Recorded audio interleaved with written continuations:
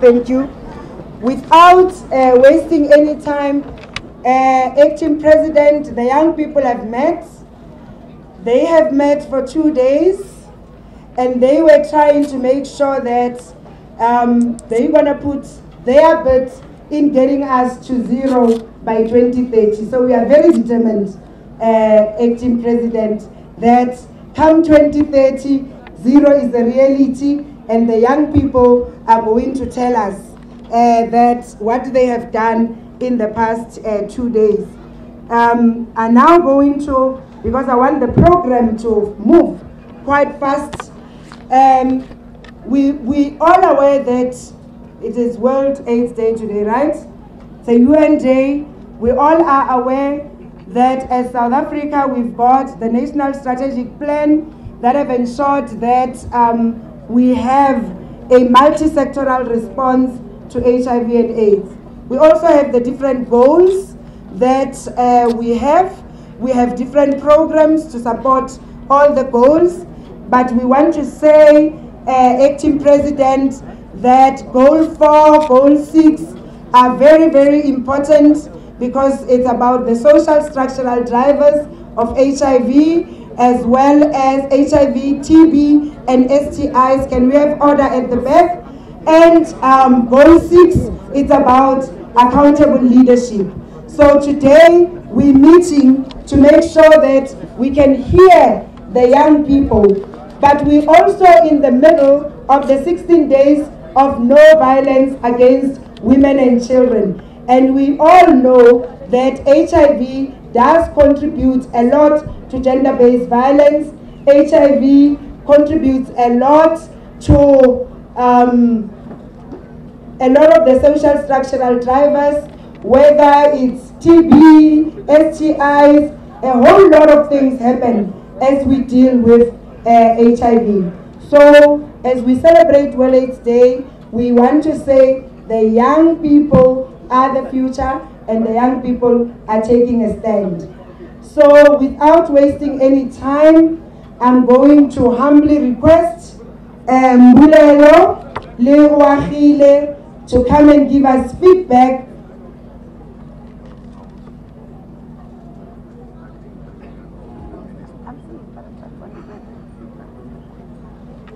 Okay, before Oachile and Mbulelo comes, I would like DJ Arzameka Minoda.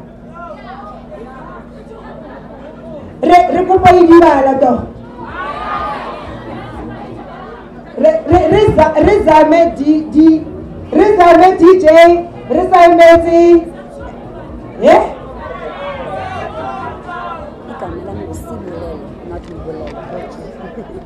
I'm looking at it, but I'm still saying it.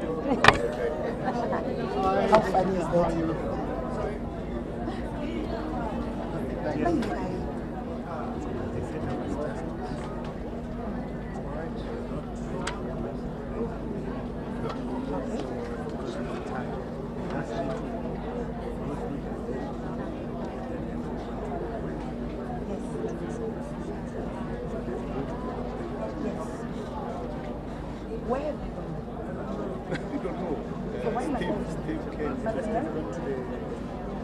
outside to still came to take them.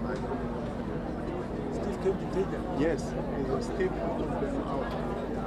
I didn't get the problem is that the young people must listen. Mara DJ, unsebetsa jwang kanti? Ke kopile go idibala. Ha le batho idibala? Le batla efeng?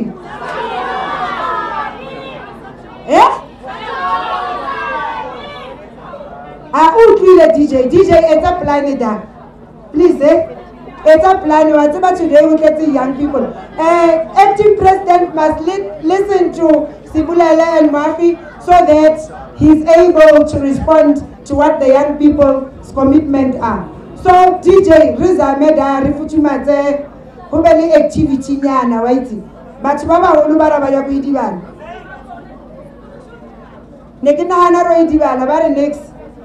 Ababa Tuidibana, so Ira plan DJ, please.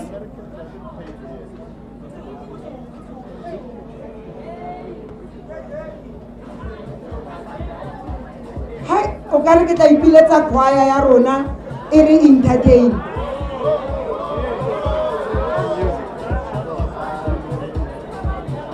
Hi DJ, pina ya hao ha re kene ko mutu, waitsi betere ke bitse choir. Can our choir come and entertain us so long?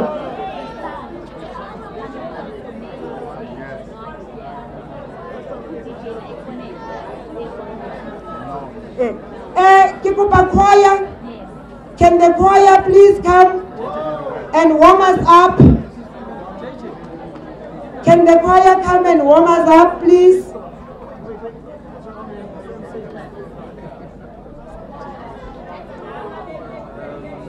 Choir aite iri futumate. Abana baruna bari futumate. Abana baruna. Can I have some order, please? Oh, I think I know where they went. Disabled people are marching because there are no facilities for them. So now I remember. They actually told me they are tired. Disabled people are marching because they are invited, but they are they're not welcome.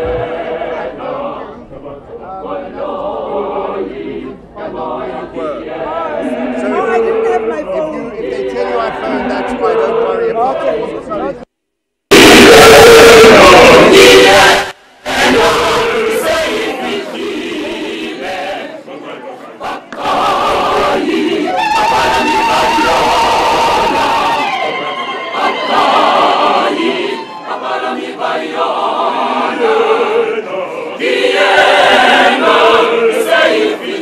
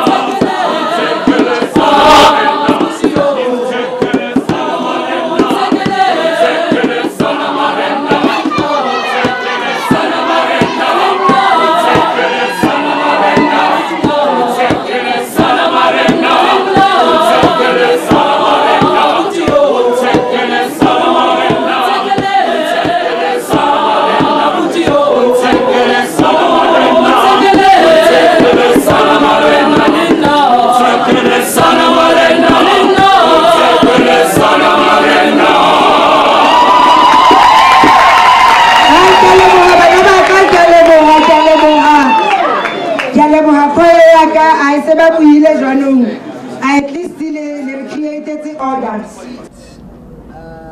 It's fine. I'll sit down. No, but you're speaking. Hey, Steve. Sit there, man. Sit there, Mochana, please, eh? Sit there. Thank you. Yeah, no, just sit there. Me, I'll go. Sit there. Sit there. Now that we've gotten the chief of the civil society to sit down, we now can start the program properly. Deputy President, acting President, the young people have met, as we said, and they have ensured that they recommit themselves to getting us to zero by 2030. And in the past 2 days, they've come up with strategies, and we want to make sure, as we said, that the National Strategic Plan is a multi-sectoral response. So I'm going to ask Sibulelo and Uahile, feedback on what has happened in the past 2 days. Sibulelo and Uahile, they are going to give us feedback on the commitment of young people and young people with Bazwenzani. So, Kibana Sibulelo, Uahile, bye.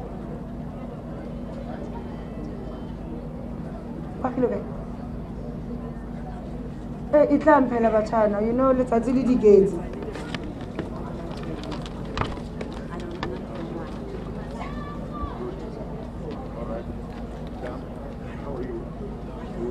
Re dumedisa ha re fetsa go bua ne.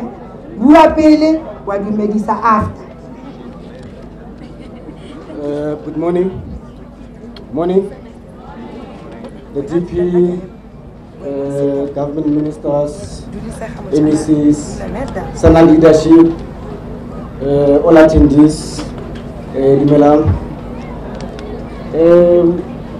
the DP and the collective young people met for the past 2 days,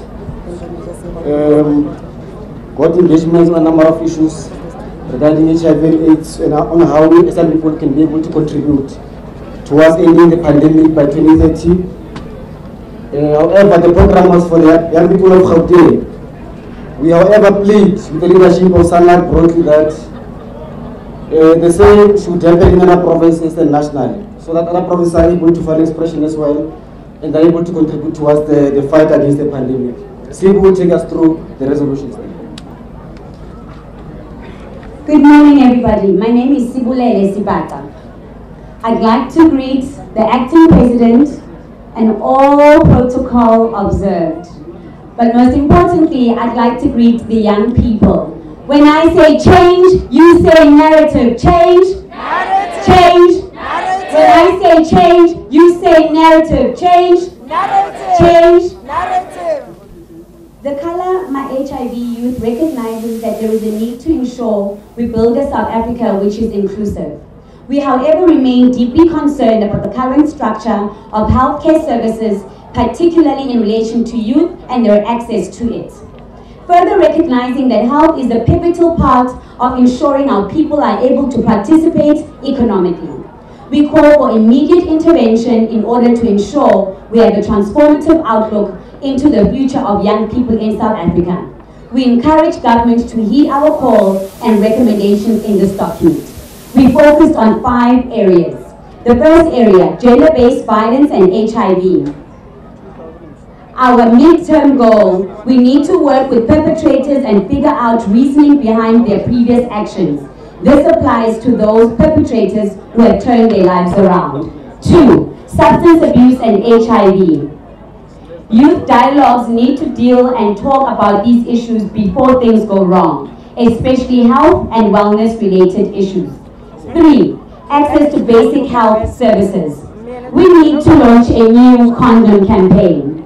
We want a condom that's accessible, not only in clinics, because that is not where young people are found. Young people are in schools, they're in varsities, they're in the streets, they're in shebeens. That is where condoms need to be.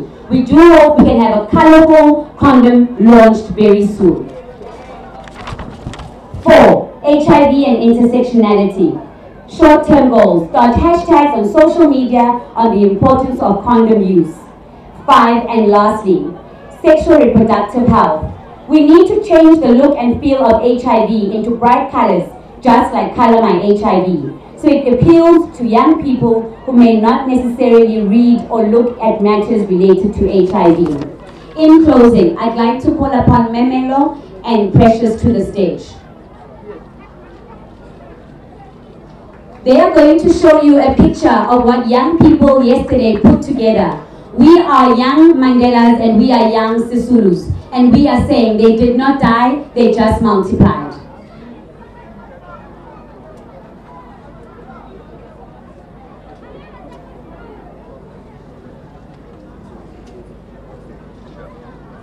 Muchane, since we turn around, you know?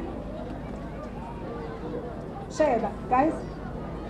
Turn around this side first. So you turn and turn. Memelo, yangai. Memelo, yangai. Precious zangai. Nenza njalo, phakamisa. Bula i-flag sisi.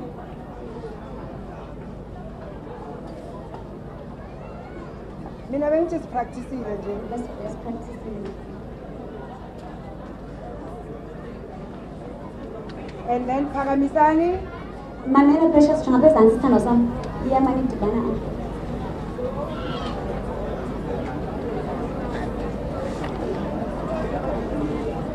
This is the painting that young people painted yesterday. Yes, no, they're gonna turn around. And then turn around.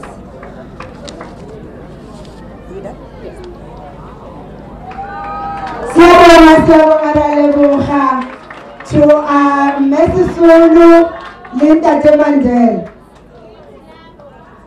That's the young people, 18 presidents. They are determined we're gonna get to 0. And I don't swear about youth resharp again. Yeah, ready, resharp. We change.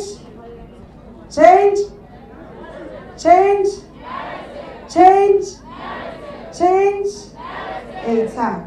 So now we have this thing called the global citizen.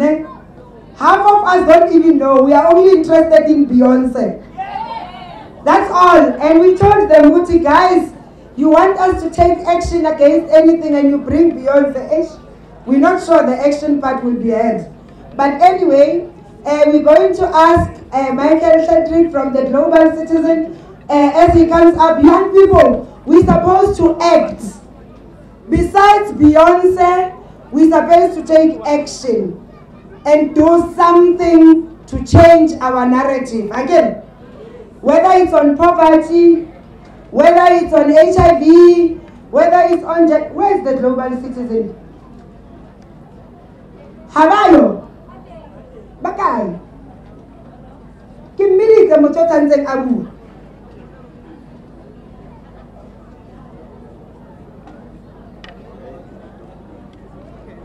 Nakia Rafita.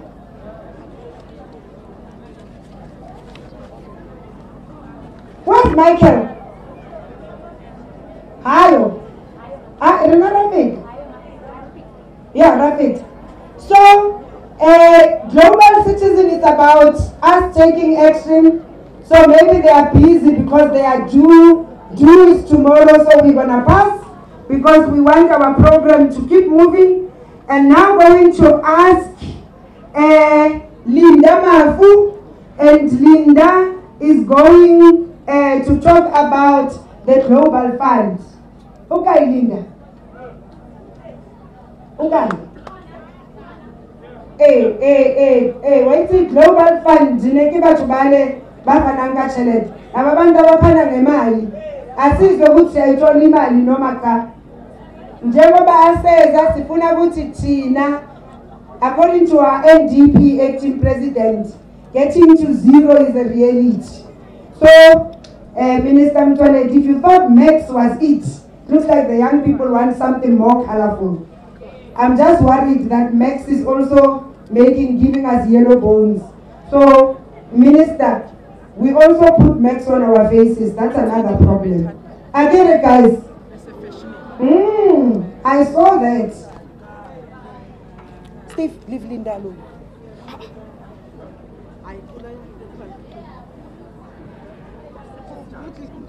Amandla! Amandla!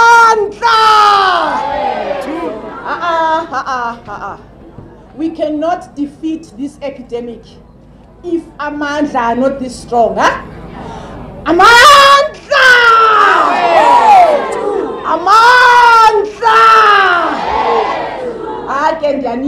I hear you, comrades. First of all, it's been 30 years of the struggle around HIV. And it's more than that, but for the World AIDS Day, it's 30 years.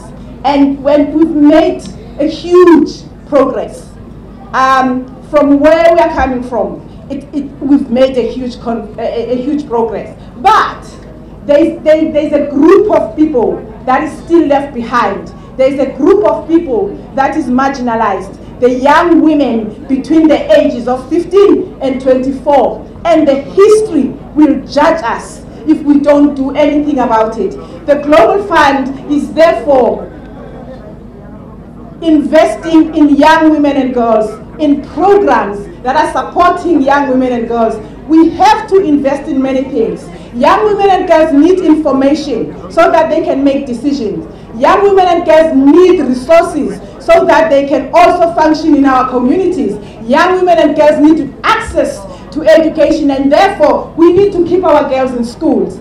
So we have a responsibility as a global community. We are asking other global friends to invest in young women and girls, and therefore, comrades, you also have a responsibility to hold us accountable, to remind us about these commitments. We've made many global commitments, and those commitments must talk to young women and girls. They must talk to young boys that are growing up. So we have to also have a dialogue and a conversation with young women, with young boys, with young men, with everyone in the community. Global Fund is about partnerships.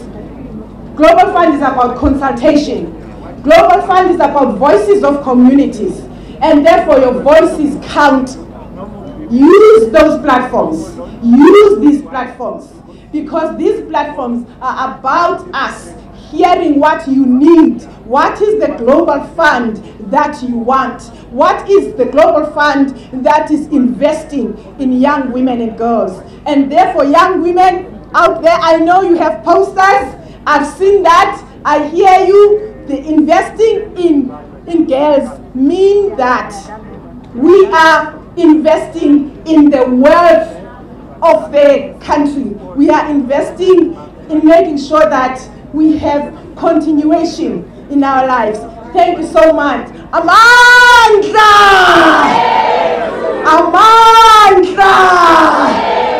Long live the spirit of people living with HIV. Long live! Long live the spirit of young women and girls. Long live! Amandla! I am just channeling the Mandela and Mama Sisulu in me. And I want to see you channeling the Mandela and Mama Sisulu in you. Amandla!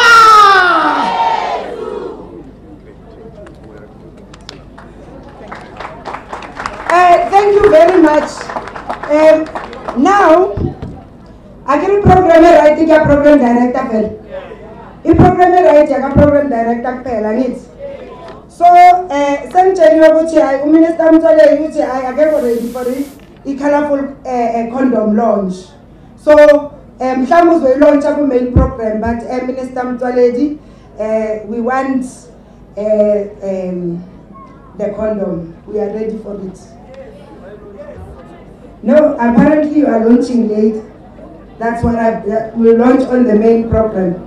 And right now, I have the honor and the privilege just to remind you, Ogochi, the National Strategic Plan, it's real and it's alive. And I want to say to the young people, it was the young people of Gauteng, all the young people in the country must do what Gauteng did.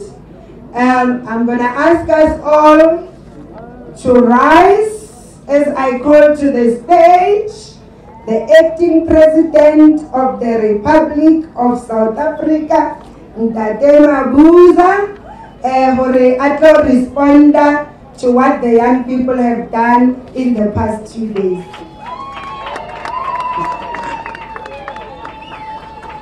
Thank you, thank you. We can take our seats. Good morning, everyone.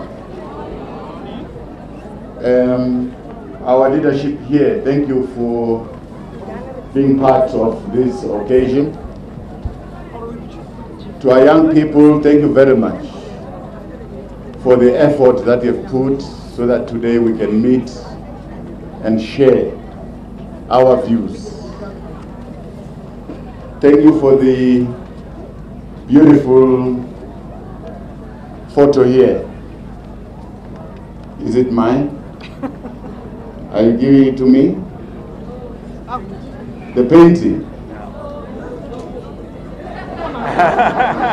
Is it mine? Can I request for it? Can you request? Can I request? How much? How much? Come.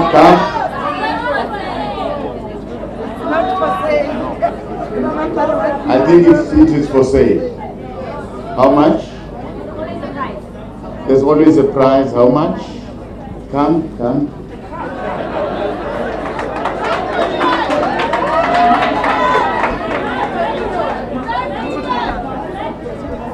The price of the painting is a national campaign where we launch Kalama HIV in all 9 provinces.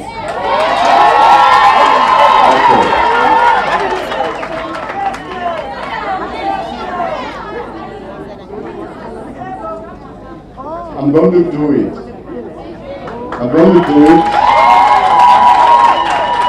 So can I have the picture? Can I have the painting? I'm going to do it. Agreed. Thank you.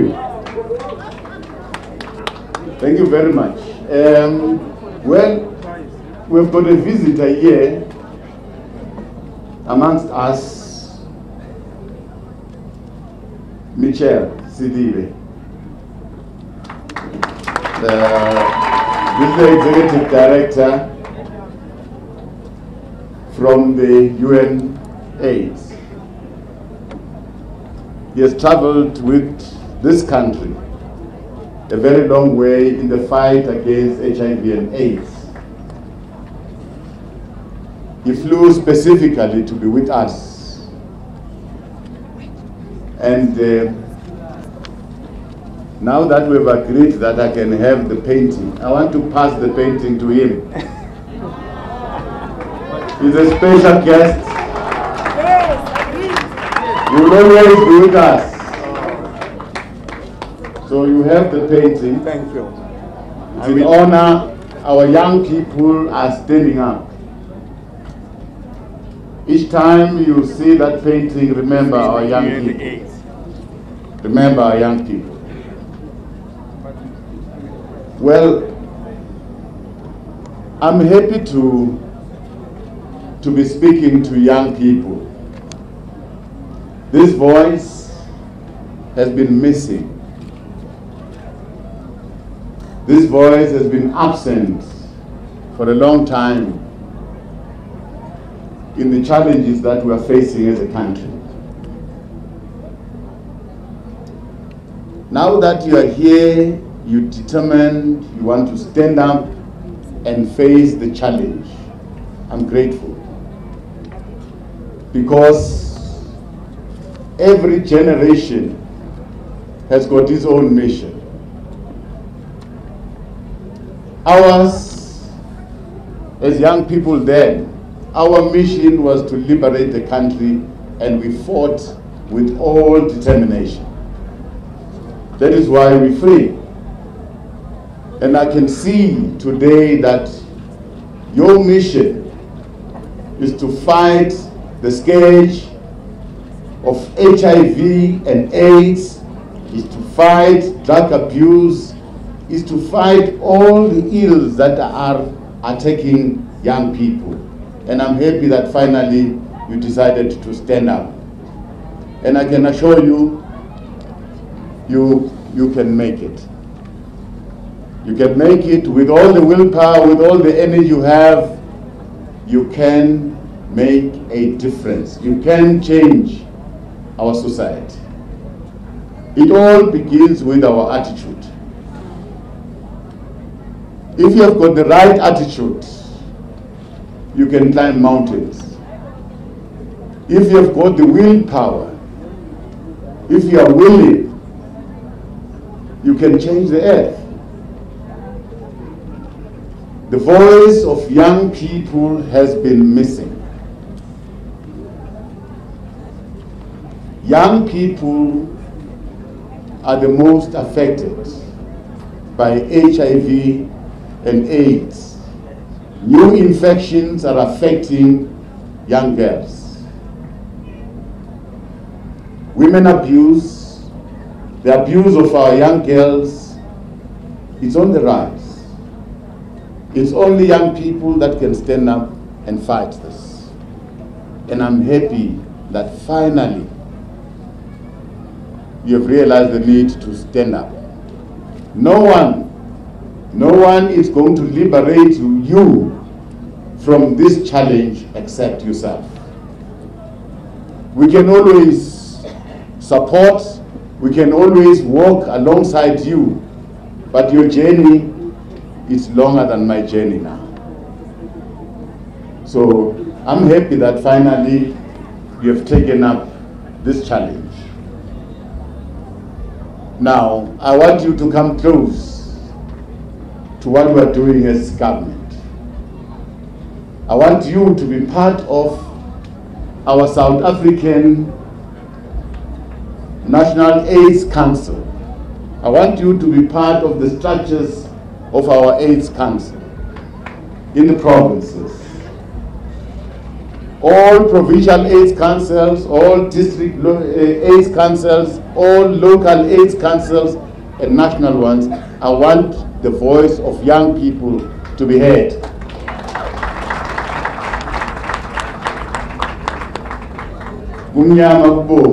You will be there because you represent the future. You represent tomorrow. So if we want tomorrow to be better, we must open space for our young people to participate. I said it's about attitudes. And the way we've been brought up in our different households, I'm calling upon parents to socialize our young boys to respect young girls. It starts from our families, that girls are not respected at home. Young men must respect young girls, and men must respect women. Gender-based violence starts there. Most men, when they look at women, they see objects that can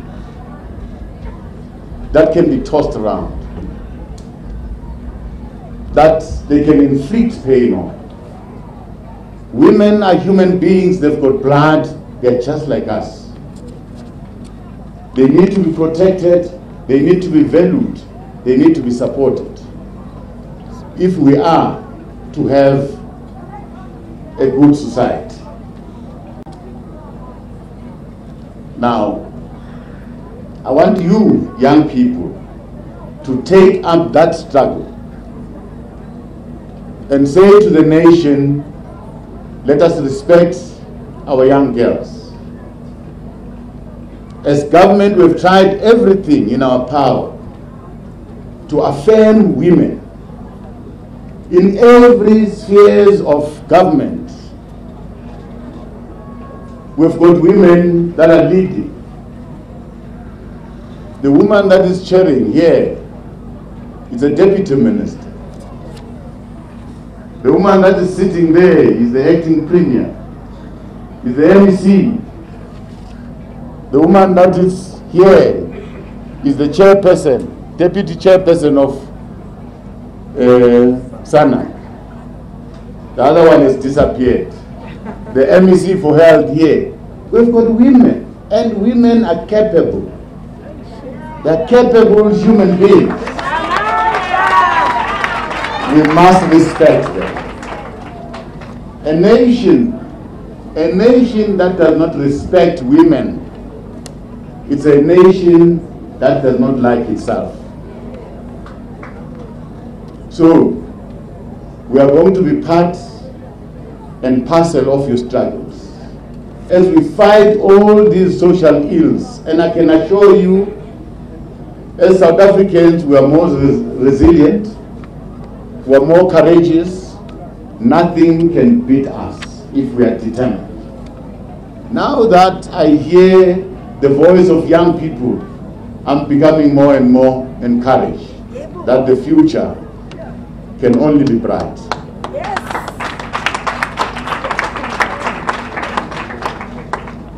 Well, the spread of HIV and AIDS that is affecting young girls,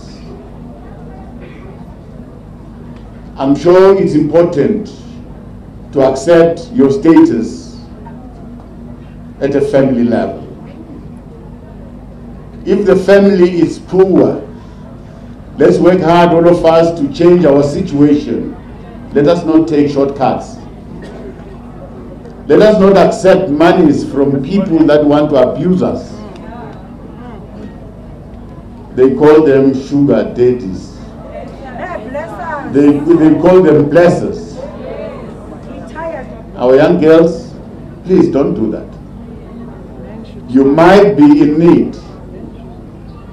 You might be poor, but we're not going to stay poor. Work hard to change your situation.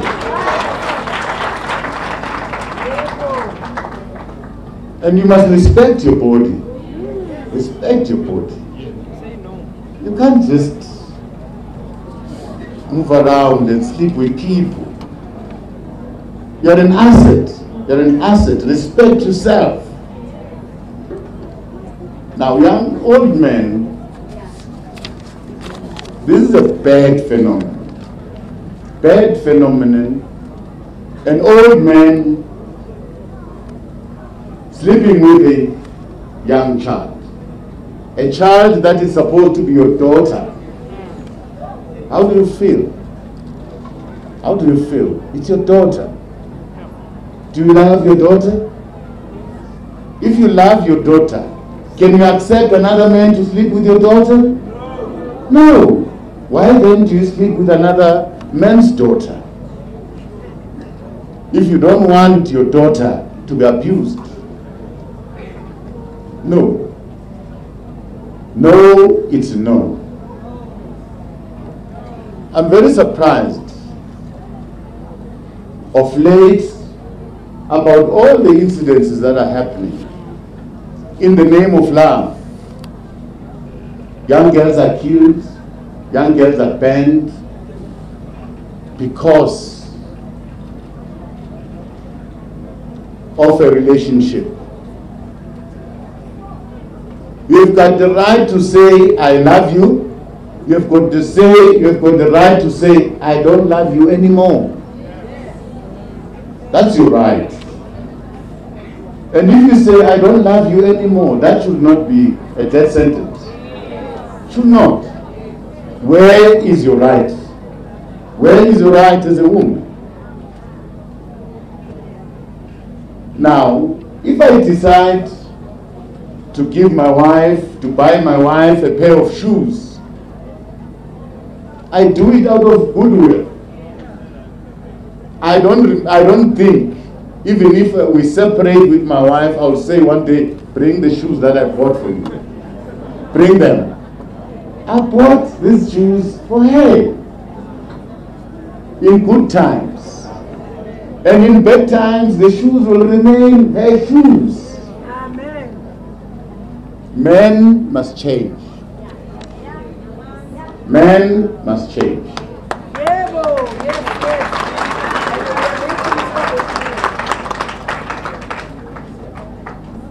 Drug abuse, substance abuse, young people.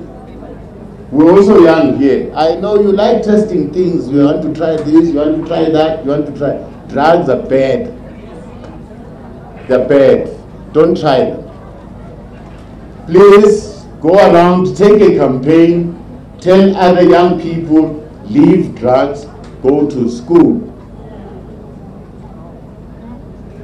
Now, we can try and do everything, but we can't force a horse to go and drink water if that horse does not want to drink water. We can't be with you everywhere, where you're playing, where you socialize. We don't know the things that you're doing behind us. At times when we're asleep, you take drugs yourself. I'm saying stop it. Stop it. And now you want to blame government, to say government is doing nothing about the proliferation of drugs, but drugs are taken by people, by young people. I know that they are trying to test, this thing injani. And they get on and on and on. They don't leave it. Please, if we are to conquer, if we are to succeed, to fight all these social ills, we need you to commit yourself. We need you to change. We want you to be better people. We want you to be leaders of tomorrow. The future of this country, it's in your little hands. And these little hands will grow to be big hands. So if you don't look after yourself, that means we don't have a future tomorrow.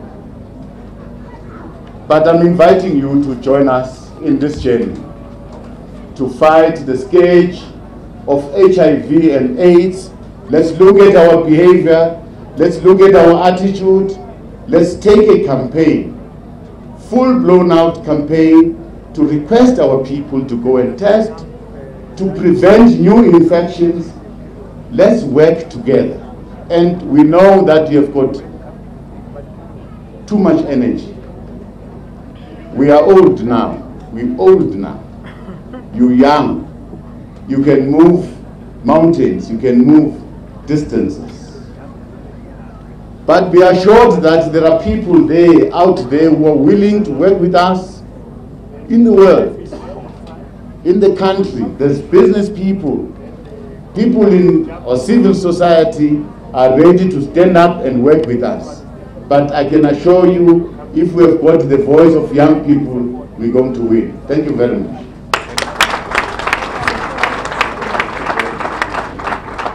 I think they want you to make that one.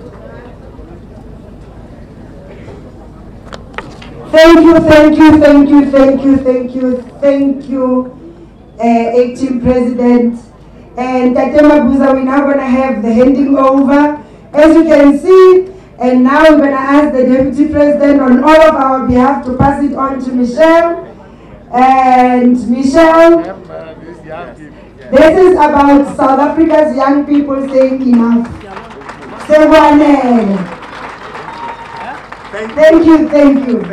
Thank you. That will be in UNAIDS office, and it will remind us your commitment to end this epidemic. Thank you very much.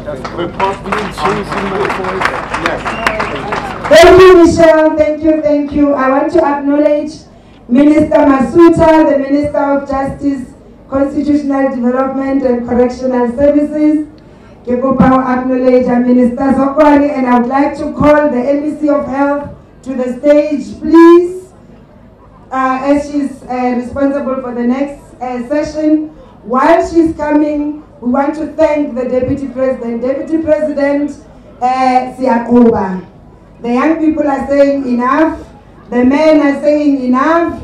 The boys are saying enough. The older persons are saying enough.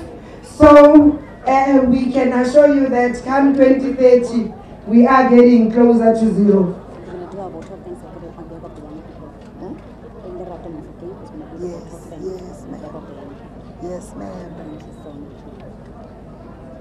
while Megwene Atonga Kitamufa officially Kikopa Lerato.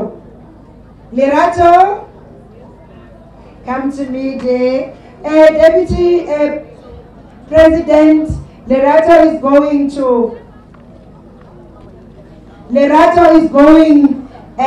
do the vote of thanks. The young people have requested to say a few words. So as a young person, I agreed. And so me and the young people sit together.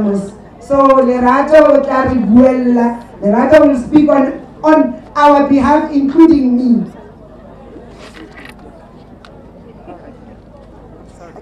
Are you starting? Yes, just Sanmonani. How? Sanmonani. Nijani.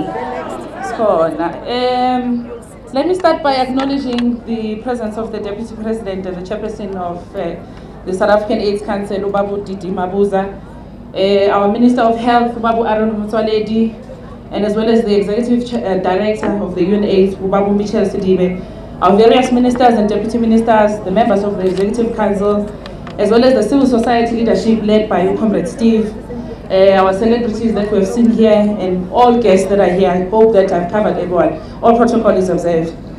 We would like to thank our funders, whom without them, this particular event would not have taken place. We would not be having this tent, would not be having these chairs. Without them, this event would not have taken place. That is the SANEC, that is our Global Fund, and the Global Citizens. We'd also like to thank our partners for working hard towards ensuring that the young people have gotten information and an appetite about this particular event, and that they've developed that particular interest. That is the Sibulele Bata Foundation, the Breaking Down Borders, and the youth sector, both nationally and in Gauteng. We wish to request from the Department of Health, as well as the Office of the Chairperson of SANEC, David Mabuza, to also afford an opportunity for young people in all 9 provinces to speak and have programs to address HIV and AIDS, drug abuse, etc., especially amongst adolescent girls and young women. Let's not do this just to tick the boxes. We've got young people today who are in different places, drinking alcohol, engaging themselves in things that will put them in risk. But we're not changing that particular mindset. We're not going down to them. Let us not just do things to tick the boxes. They need us. Let's involve the country. Let's involve young people in Malelane, in Watuguza, in Palabura. Let the country be involved. That's all we ask, because the fight needs all of us. Let's together change the narrative. Gubi, gubi, gubi, siaya, siaya, siaya. Gubi, gubi, gubi, oh, siaya, siaya. Roma besitubula, besiboka, besishaya. Gubi, gubi, gubi, oh, siaya, siaya. Amanda! Sisters. Deputy President, young people are getting it. And we're getting there. We also committed that you only live once. So what the young people are asking is happening, Deputy President. The sectors are working. Put my drugs, no thanks, we are fine without drugs, and that's what the young people. So,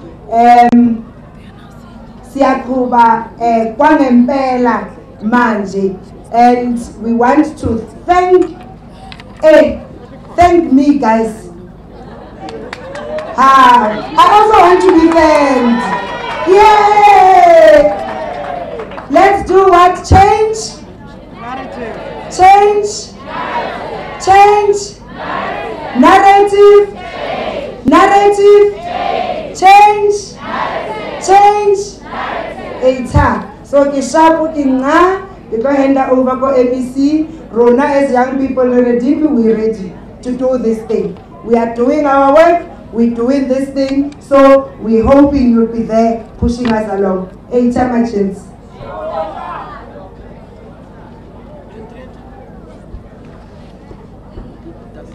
Are 8 emergency, it's 8 emergencies as well. Yeah. That's an emergency.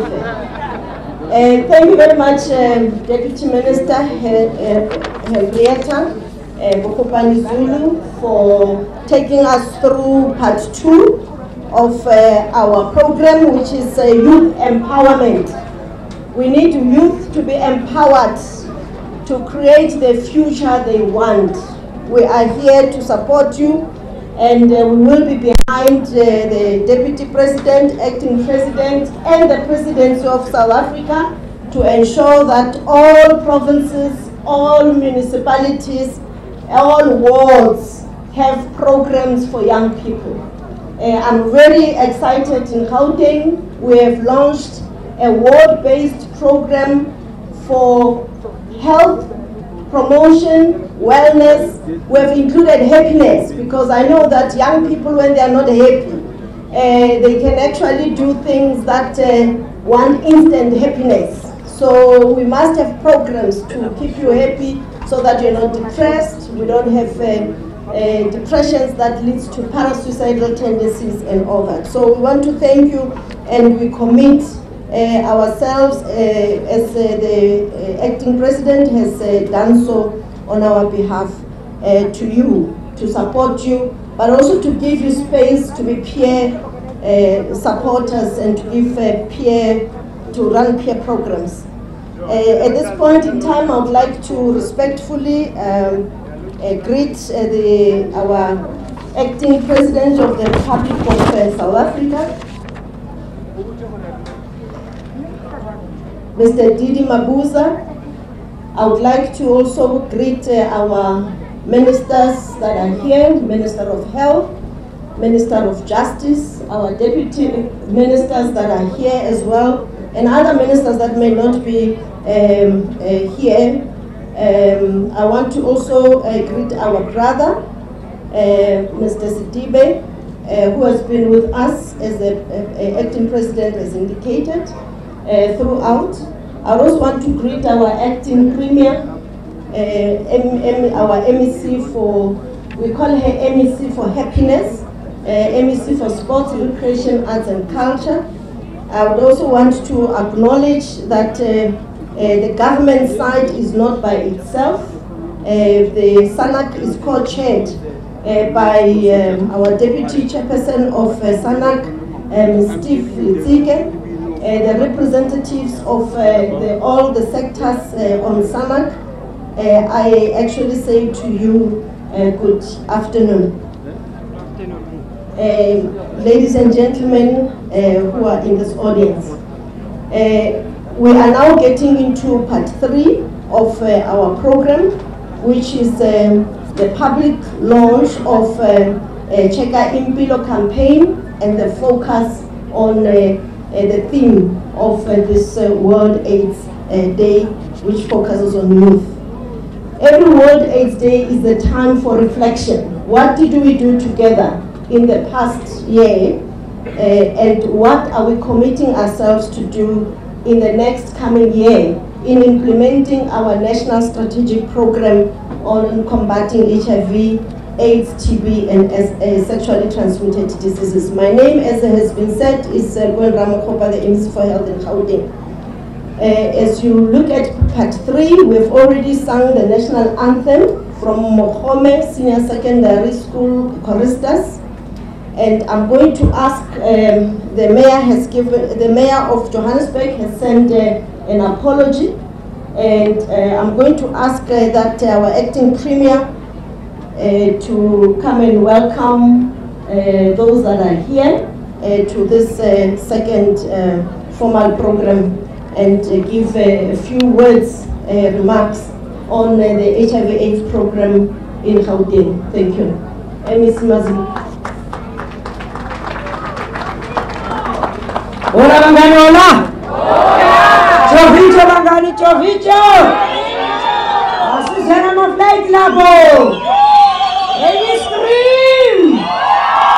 Scream! Abantu abadala ngiyabona bathulile. Basifrustande izinto lezi, angithi. Sesimanje siphoko uDJ, angithi. Abustyle huku. Nai leo.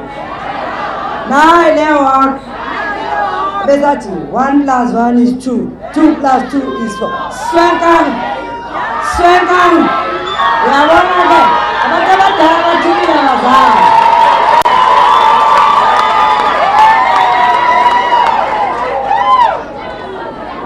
Thank you very much, Program Director, MEC Ramokhupa. Let me acknowledge and greet our father, Ubaba Wetu, who is also the acting president, Babu David Mabuza. Let me acknowledge all the ministers that are here with us, Minister Mutwaledi, Minister Zokwana, and Minister Masuta. Let me acknowledge the deputy ministers that are here, Ubabu Jeffries and Deputy Minister Bukupane, in case I missed any other Deputy Minister Babona. MMC, I saw MMCs that have also joined us this afternoon or Saturday morning. I'm not done with it, but I'm figuring 6 players. Let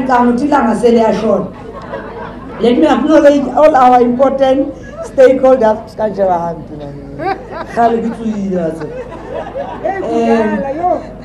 From SANEC and Abafundisi, I saw Reverend Mwerane and all our faith-based organizations, all our important partners, Espambisene Nabo, in fighting the scourge. Let me acknowledge all the young people that are here, including learners, all the Z83 people that are here, keep up the good work. Our special envoy from UN, let's acknowledge your presence, and all protocols observed in case I did not, our friends from the disability sector, all our friends, Negrand, as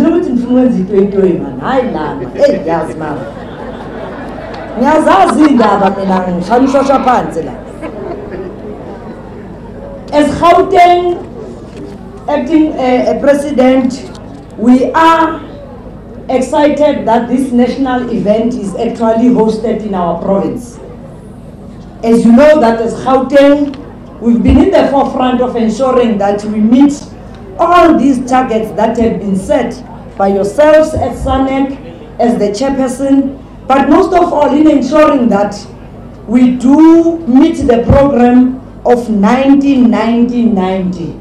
1990, but everything about 1999, damn it. Even babies are carried for nine months in their mothers. So that shows everything that has got a 9. It is very important. So we hope that as we are striving that hard to meet the 1990 targets, we wish to encourage all the young people, although the acting president has spoken about it, that this sugar daddy syndrome must fall. The blesser syndrome must fall. The Mavusana syndrome must fall. Because that's where acting president, young women will continue to be infected. In fact, studies are indicating that the cohort of between 18 to 24 are now the new statistics that were seen of young people, especially girl children, that are being infected. So I hope all the ambassadors and activists that we have here today do not forget to also target young people at universities. Young people, because of they don't have a place to stay, they end up prostituting themselves. Young people, because they don't have money to buy this beautiful hair and beautiful nails, they end up prostituting themselves. And we still remain sibadigaj. You don't see us putting all the nice things, nama bling bling, nama brows on flick. We still remain as we are. As is clearly citizens, but let's find a way. I through ama blesser. Tina acting president, when we grew up, we had a message. Oti, no condom, no sex. No sex, no condom. Umanga besi ngaqhubeka ngalawo message lawo. sizokwazi ukuqhubeka silwisana nale bhubhane esinalo la ezweni lakithi ukuthi if you don't have a condom, there should not be any sex that is taking place. So thina ke esikhulela kwa Youth League besithi 1 round 1 condom, 1 round no condom, no condom, no sex. Jovichu.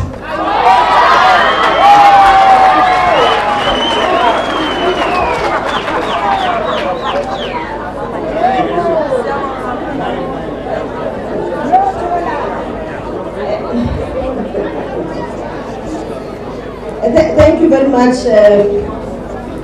I think we must have hashtag no condom, no sex running around, doing rounds.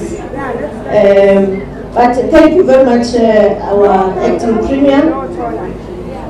At this point in time, as you are aware, we do have sectors. SANAC is constituted by government, by civil society, and civil society has a number of sectors which include business, labor, and other sectors that that will be outlined in the speech by our deputy chair of SANAC.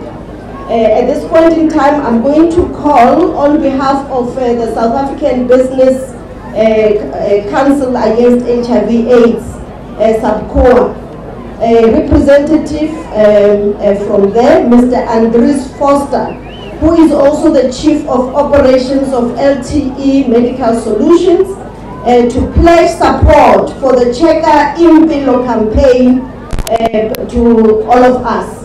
Cheka Impilo means we as South Africans are determined to live long and healthy lives.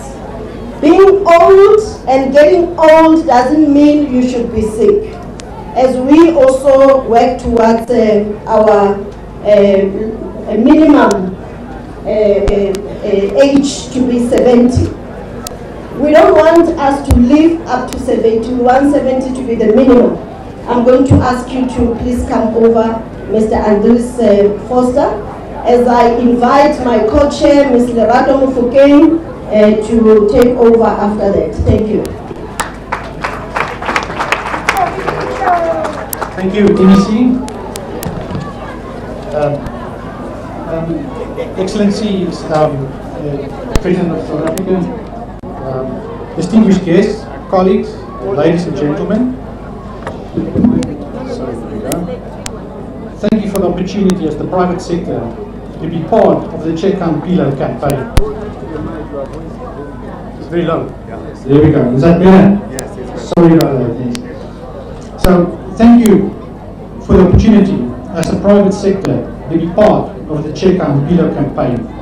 So we at LT Medical, as a member of SABCOA, the South African Business Coalition, is willing to pledge the funding of 50,000 health screenings in the partnership with SABCOA's Community Fund to strengthen the national wellness campaign that President Cyril Ramaphosa has spoken about during his State of the Nation address in February, and which is launched here today.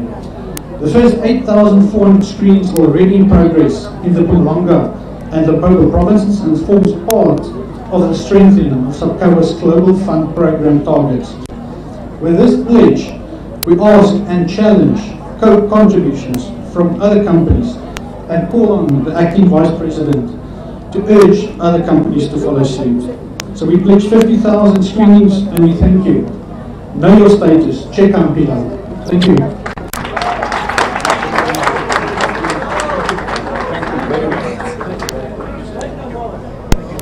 Thank you very much, Sanbonan Foot.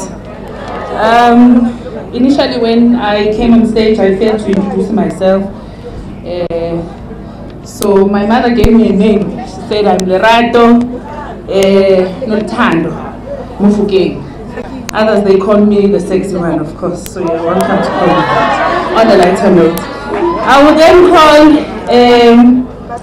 Ms. Steve Letsike, the SANAC co-chair, to do the message of support from civil society. A round of applause for her, please.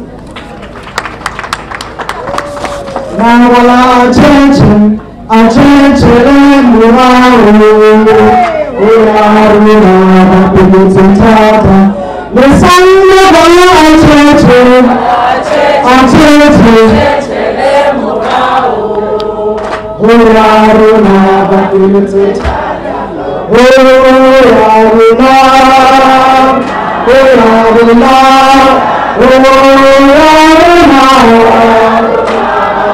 I didn't.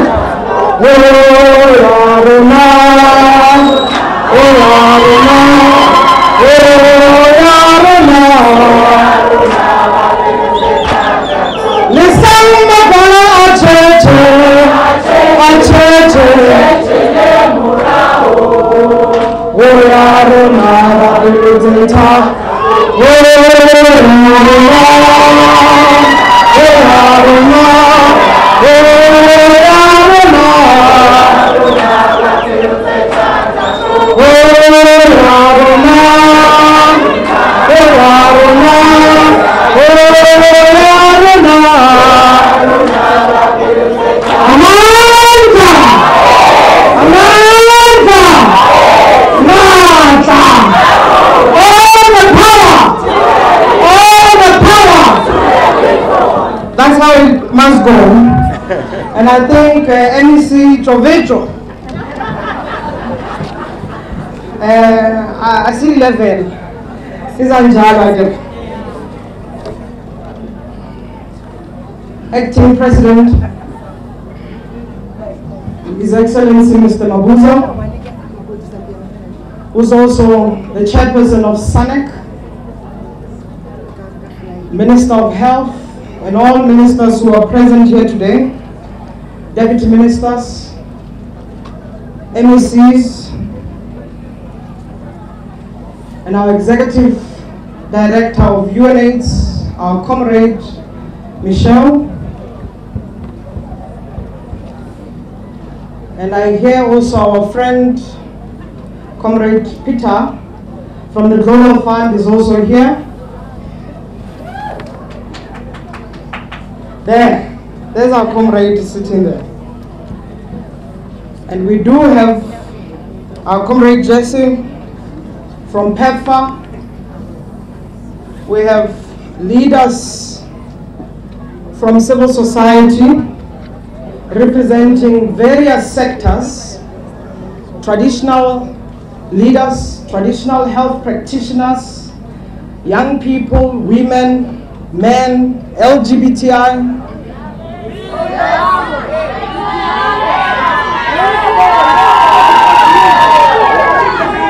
Sex workers,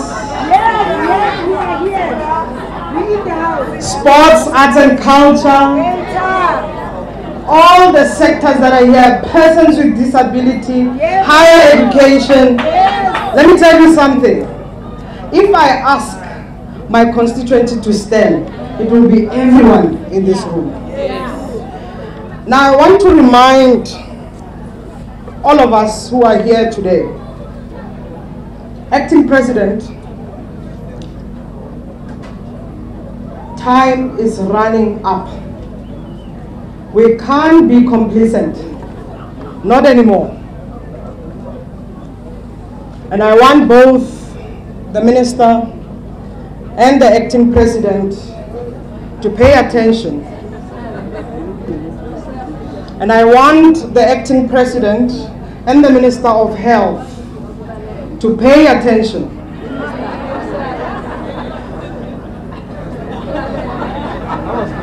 It's very important because we can't walk out of here thinking we are here to celebrate. There's nothing to celebrate. We can't walk out of here thinking that we have done good. Of course we have done good, but we can do better. We can do better for our people because they matter. Acting President, the Minister of Health, our government has done excellently well in putting people on treatment. We have over 4 million people on treatment today who are leading a healthy life. And we must, of course, commend the commitment of our government, the commitment of PEPFAR, the commitment of Global Fund, and all the other players, private sector. Minister, Ralemuch. But I want to also raise the issue that has been raised by the previous speakers. And the acting president has raised it passionately about young people between the ages of 15 to 24. Macho mobile men with money. Older men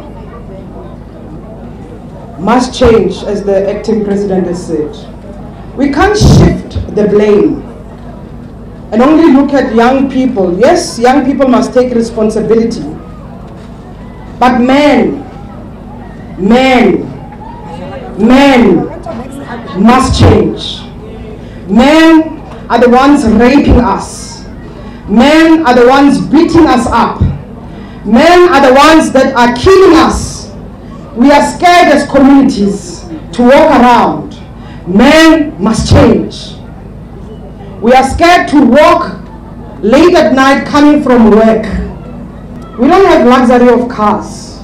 We walk, we take taxis. Men must change. We are scared to be in the workplace. We are sexually harassed. In the workplace, they promise jobs only if you're going to have sex with men. Men must change. Men must go and test. The theme of World AIDS Day is Cheka Impilo. Go check yourself. Check your well-being. Check your status. We can't only shift that on women. And I'm saying this as a women's rights activist. We can't shift this onto women. Patriarchy, misogyny, sexism, homophobia, transphobia must end. And it must end because it's too much in our communities. Acting President, stigma and discrimination is worrying us. We've said for many years, stigma and discrimination is affecting many of our communities. We don't want to go to the clinics and find health professionals asking us, why are you there? You're supposed to be with those ones. We don't want that. Stigma must end, even in communities, and I'm glad community members are here. When I come with my treatment, whether it's HIV treatment or high blood or any other diseases, you can't question that. It's enough. It's enough. Deputy President, and I was very glad yourself and the minister have attended to the issue of persons with disability as you came in. MEC Comrade Faith, I'm raising this because this is my constituency.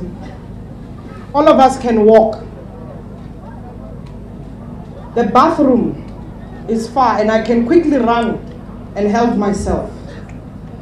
It is unacceptable that we are here, we do not cater for persons with disability. It is unacceptable. And we know it is not yourselves.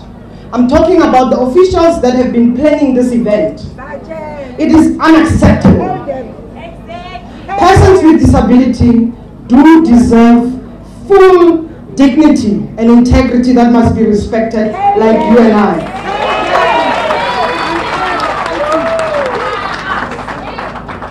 Acting President, I speak with a very sore heart. My heart is sore because accountability in our country is very slow. Accountability in our country is very slow. We have said during the Presidential Health Summit, let us shorten the circuit of accountability.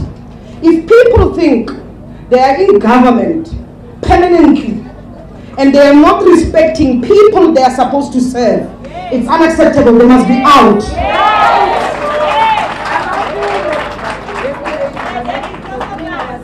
And this goes, again, Deputy President, this country receives funding. Government spent billions of money spending for the people of this country. It must go down to the people of this country. It is not for pockets of people. Corruption must end. It must end in government, in the spheres and levels of government. And we are watching, and we are coming to root it out. PEPFAR, and I'm glad you are here, Comrade Jesse. You have committed 7 billion in this country. If this money is not going to people, take that money back to the US. We are tired of implementing partners that don't go down to the people. We are tired of government money that is not going down to the people. Global Fund is contributing 5 billion to this country. We must fully fund the Global Fund because we want it. We want that money. We want that money to go to the people.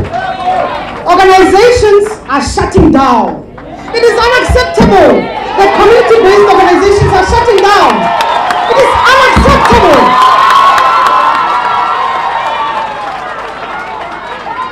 We are spending money in here.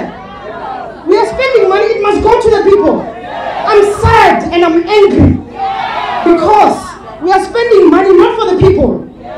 Who is pocketing the money? And I'm calling for us to follow the money. Comrade Gordon, during the Zondo Commission, said, let's follow the money. I want us, Deputy President, as SANEC, to analyze where the money is going. Until we analyze where the money is going, we are doing nothing. TB is the biggest challenge as well. We need a movement, as the Minister has said in the high-level meeting, here in Parliament as well. Said, let's pay attention to TB. It's #1 killer in South Africa. It is #1 killer. It's airborne. Let us change that. The other issue, NSP. It's this NSP for HIV, TB, and STI. We speak very little of STIs. And I'm worried that if we don't pay attention to STI, we will lose it. Deputy President, you made a call earlier and said, we want people to be involved in the AIDS councils. I'm making a call to you, Deputy President. We must fully fund AIDS councils in provinces, in districts, in local. We must fully fund those AIDS councils and the secretariats. We walk and hear officials in secretariats who don't have laptops and so forth. We're not going to end AIDS like that. Fully fund AIDS councils. But I'm disappointed, Deputy President, and I'm going to make this, I've said it before and I want to say it publicly, and I am glad the MMCs are here and you can pass over the message to the Executive Mayor of City of Johannesburg. We are in his city. He was supposed to be here. This is a national event. We had a problem and we are asking the DA-led municipalities and a province, the highest officers must chair AIDS councils. We have seen it in Western Cape. The Western Cape Premier is not chairing the AIDS Council. We are also seeing that trade here in the city of Johannesburg. And I want this goal to go back. We must challenge them. The AIDS Council is for all of us, not for selected few. Not because we are black. We must stand out. And just to close,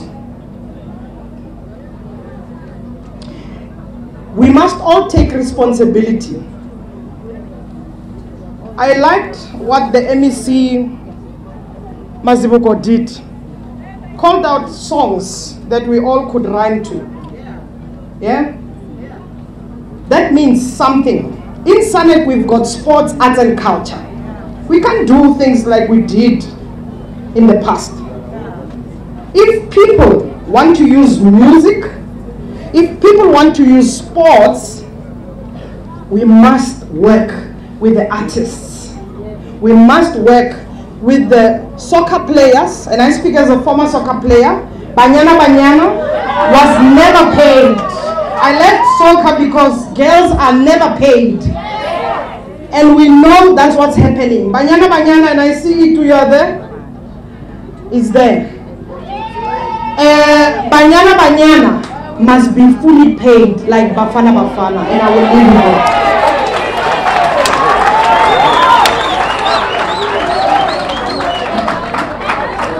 Thank you very much, Comrade Steve. Another round of applause for Comrade Steve. I'll now call upon Mr. Peter Sands from the Global Fund, the Executive Director, to also give us a message of support from the Global Fund. Mr. Peter Sands, over to you.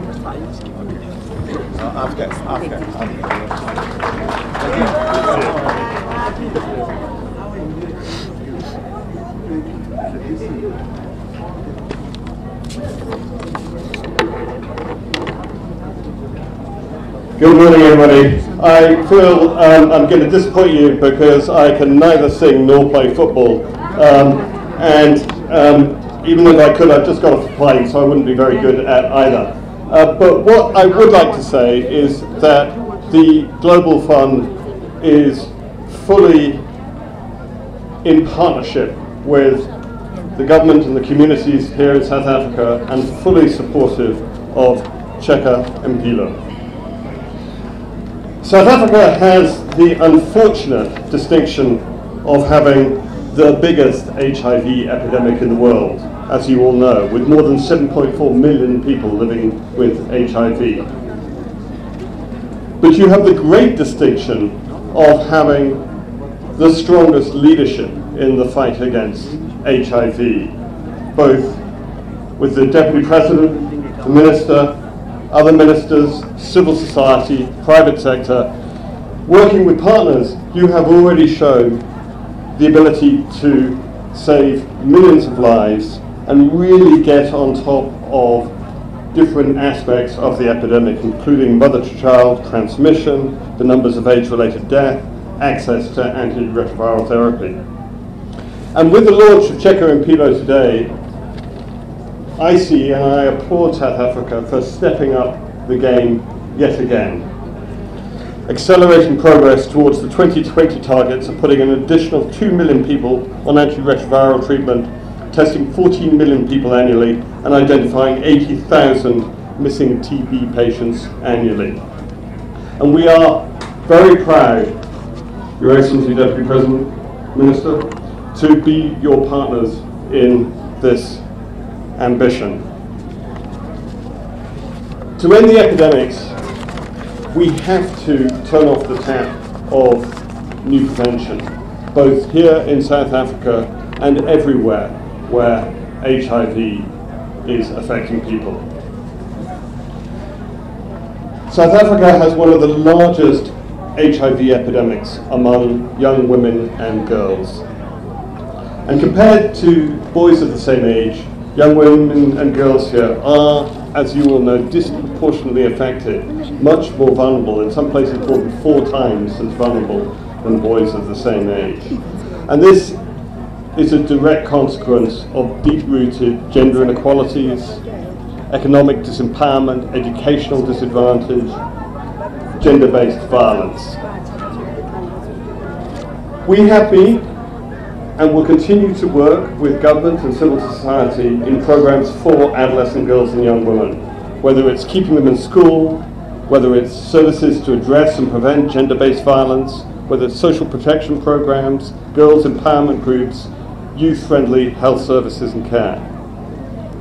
But as the previous speaker said, we also need to address the men. we need to step up together programs addressed at tackling the ideas, the behaviors of the men, and to get them to know their status more. In a year when we're celebrating the centennial of two of South Africa's greatest leaders, Nelson Mandela and Albertina Sisulu, both champions of women's rights, this is surely a year where we need to be stepping up to protect the adolescent girls and young women of South Africa. So, Cheque Mbilo is a great step forward. We need to make it happen.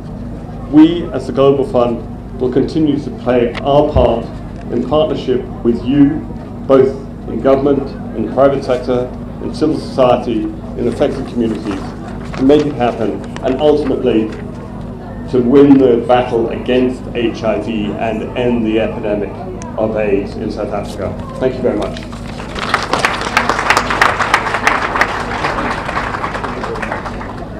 Thank you very much, Mr. Peter Sainz. I will now call upon Mr. Michael Sidibe, the UNAIDS Executive Director. He's going to come and speak to us about South Africa and the global AIDS response. Michelle. No, fine. Yeah. Michael, Michelle is the same. I'll then hand over to Ms. Gwen. Salbonani. Mujani. Acting President, Honorable Ministers, Acting Premier, ladies and gentlemen, our friends with disabilities, I want to just to say that I am happy, I'm privileged and humbled to be with you today to commemorate 30th World AIDS Day. It is indeed 40 years of activism, 40 years of solidarity, 40 years of commitment. It is a moment to remember all those we have lost to AIDS. By saying that, I'm missing the face of our sister Prudence Mabele. I know she was with us, fighting, giving voice to voiceless, and not seeing her today here is a tragedy, is showing that whatever we have been trying to do have not been able to help us to save the life of our key activists. But it is also a moment to reflect on our success, our progress, and also to celebrate the millions who are living healthy lives. The story of South Africa's AIDS response is well known. My brother, acting president, it is a journey from denialism to acceptance to ownership. It is a journey from despair to hope. I was in Soweto visiting Zola Clinic a few years back when we decided to launch this big campaign with the minister and the government of South Africa to stop the transmission from mother to child. It was a room full of babies born with HIV. You have to remember that in 2004, this country used to have 70,000 babies born with HIV. Today, we have less than 4,500 babies born with HIV. That is a success story. We need to applaud that one. It is showing that we are winning against this epidemic. In 2000, people don't remember This country used to have in public services only 90 people on treatment. I said public services. Today, we have more than 4.5 million people on treatment. That is important. We need to share that. It's happening because the activism, because civil society movement, because friends like my sister, Steve, were standing and saying, challenging the status quo. It is happening because the determination of the government and the communities. It's happening because global solidarity. I want to thank Peter, Global Fund. I want to thank PEPFAR. They have been there with us from the beginning. They have been trying to make sure that resources will be mobilized to really help people where they are. And I agree with you, Steve, money should work for people. Money should work for people. And we want a global fund fully funded. And I will do anything I can to be your advocate, because I know your success is the success of people who are waiting for treatment. And I will do that. Today, let me just talk about our latest report. Knowledge is power. This is a theme of our World AIDS Day report this year. My brother, Minister, I want to say that globally, we have almost 9.5 million people living with HIV. And they don't know their status.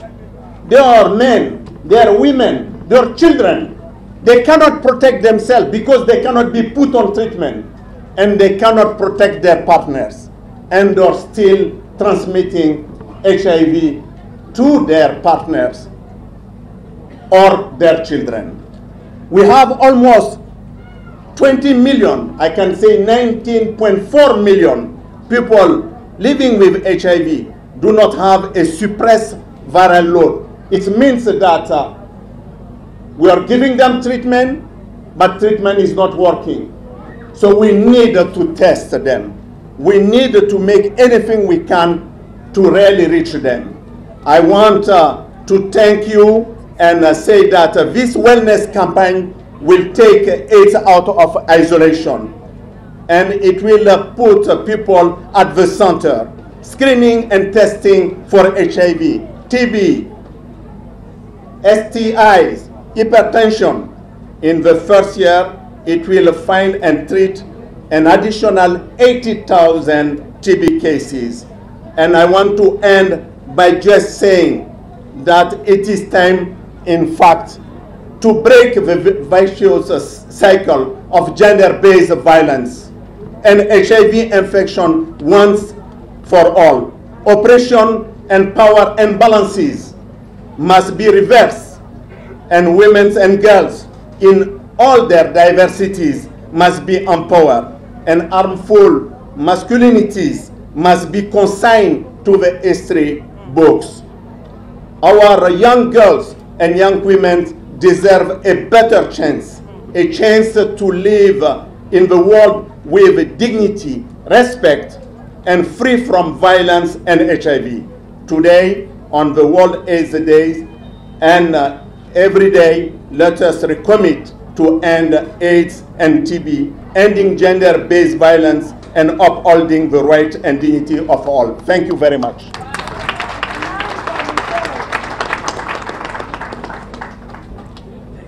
Thank you very much, brother. Michelle Sidibe was with us when there was no hope in sight, when the death rate in South Africa was doubling as a result of HIV and AIDS. And he has been with the South African government, working with the presidency and the Ministry of Health to coordinate an onslaught on the epidemic. And today, as we speak, life expectancy of South Africans is increasing. As I've indicated, maternal mortality in Gauteng has reduced by more than 40%.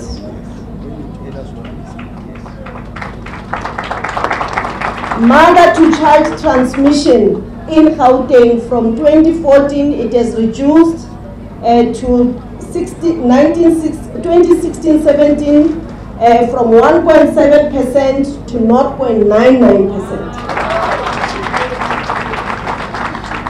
Our last assessment, it was even reducing further to 0.65%. We are closer to an HIV/AIDS free generation. And when young women stand up on the She Conquers campaign, we are even much, much closer. So we want to thank the UNAIDS Executive Director, Michelle Sidibe, who has been with us throughout.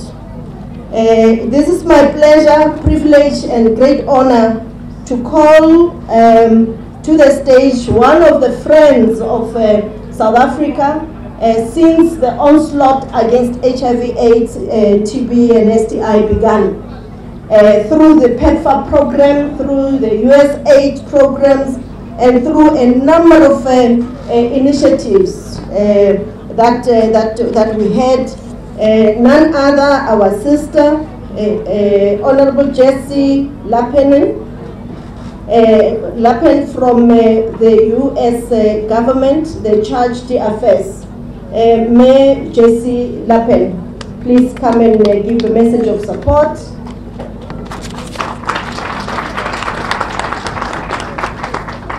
Thank you, Acting Premier.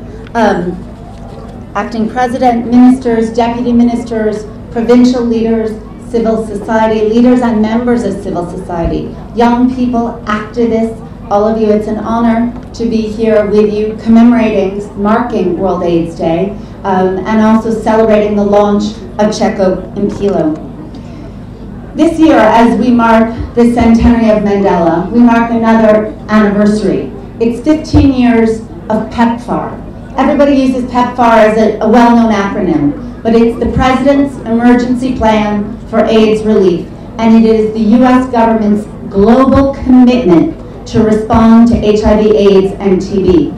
In South Africa alone, over the past 14 years, that commitment has been 85 billion rand. Last year alone in South Africa, 7 billion rand. It's an enormous sum to get your head around. And my response to Steve is we don't want to send it back. We want to keep it here. We want to keep it here effective and valued, implemented in partnership with civil society and with government. Our commitment today is the same as it was 15 years ago, to work Americans and South Africans together, shoulder to shoulder, side by side, responding to the HIV/AIDS epidemic, a persistent epidemic. Sometimes though, in contexts like this, I feel like there's such a focus on the big picture, on the numbers, on the statistics. And I'm reminded, I was in Soweto on Thursday in another Mandela 100 event with Mama Grasa around the issue of gender-based violence, which has been so prominent in the theme today. And what she reminded us, what she cautioned us is, don't let the statistics get in the way of thinking about the individual. That we always need to think about the individual. So we need the numbers and the statistics. We need the data to drive good programs and interventions. But then we need to remember the individual human life in order to drive the energy and the urgency that will make those programs effective. And so I want to tell you a story of real people and real lives in South Africa who have been impacted by the US government's PEPFAR program. It's a story of two women, both from KZN, both named Nontokozo, both who were impacted by HIV and supported by US government PEPFAR funded programs. Our first Nontokozo was 24 and pregnant with her first child when she learned she was HIV positive.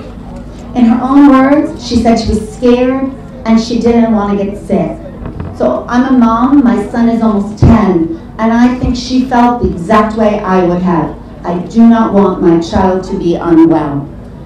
At her local wellness clinic, which was an NDOH facility supported by PEPFAR, she got the information and the counseling she needed. She got immediately on ARTs, she's still taking her meds, and in March, her beautiful, thriving baby was born, HIV-free.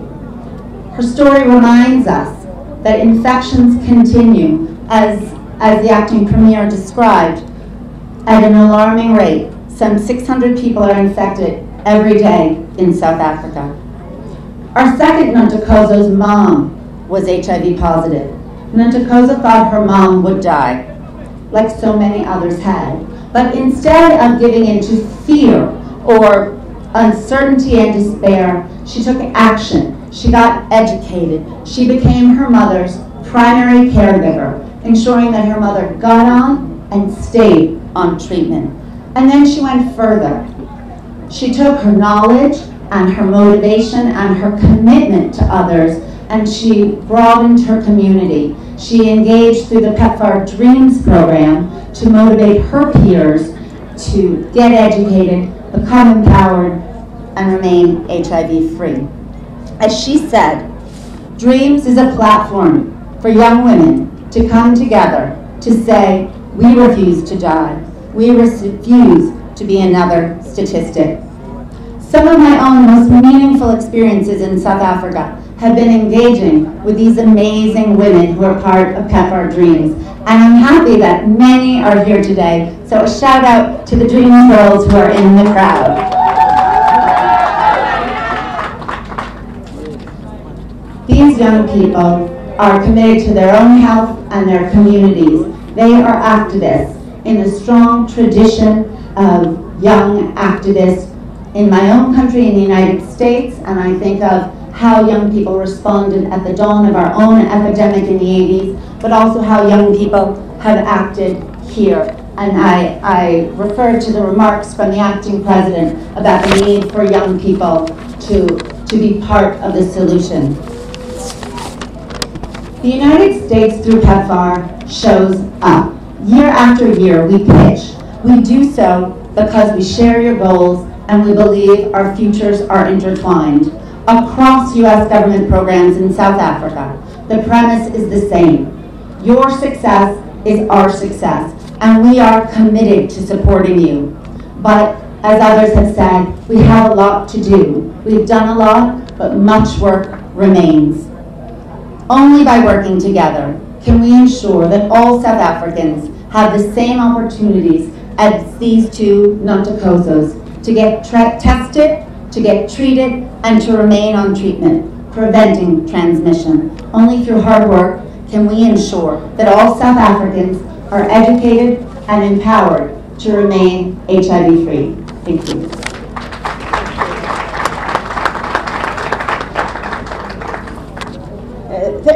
Thank you very much, Jessie.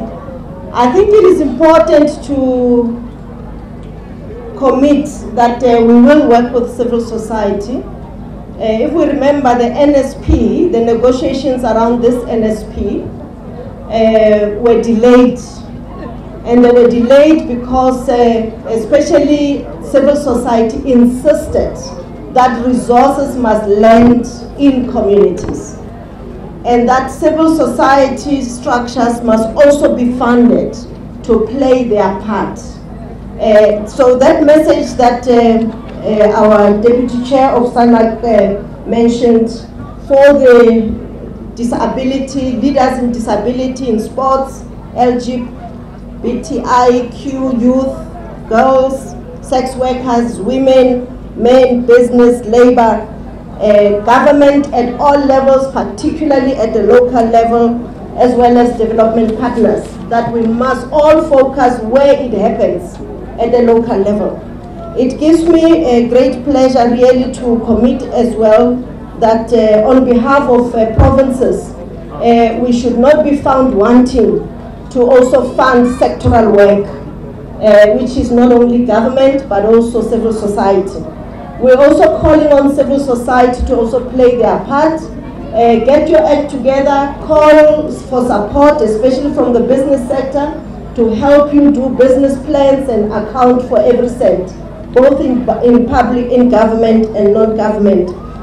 We will commit as well to work with the sectors to ensure that these resources get where it matters most.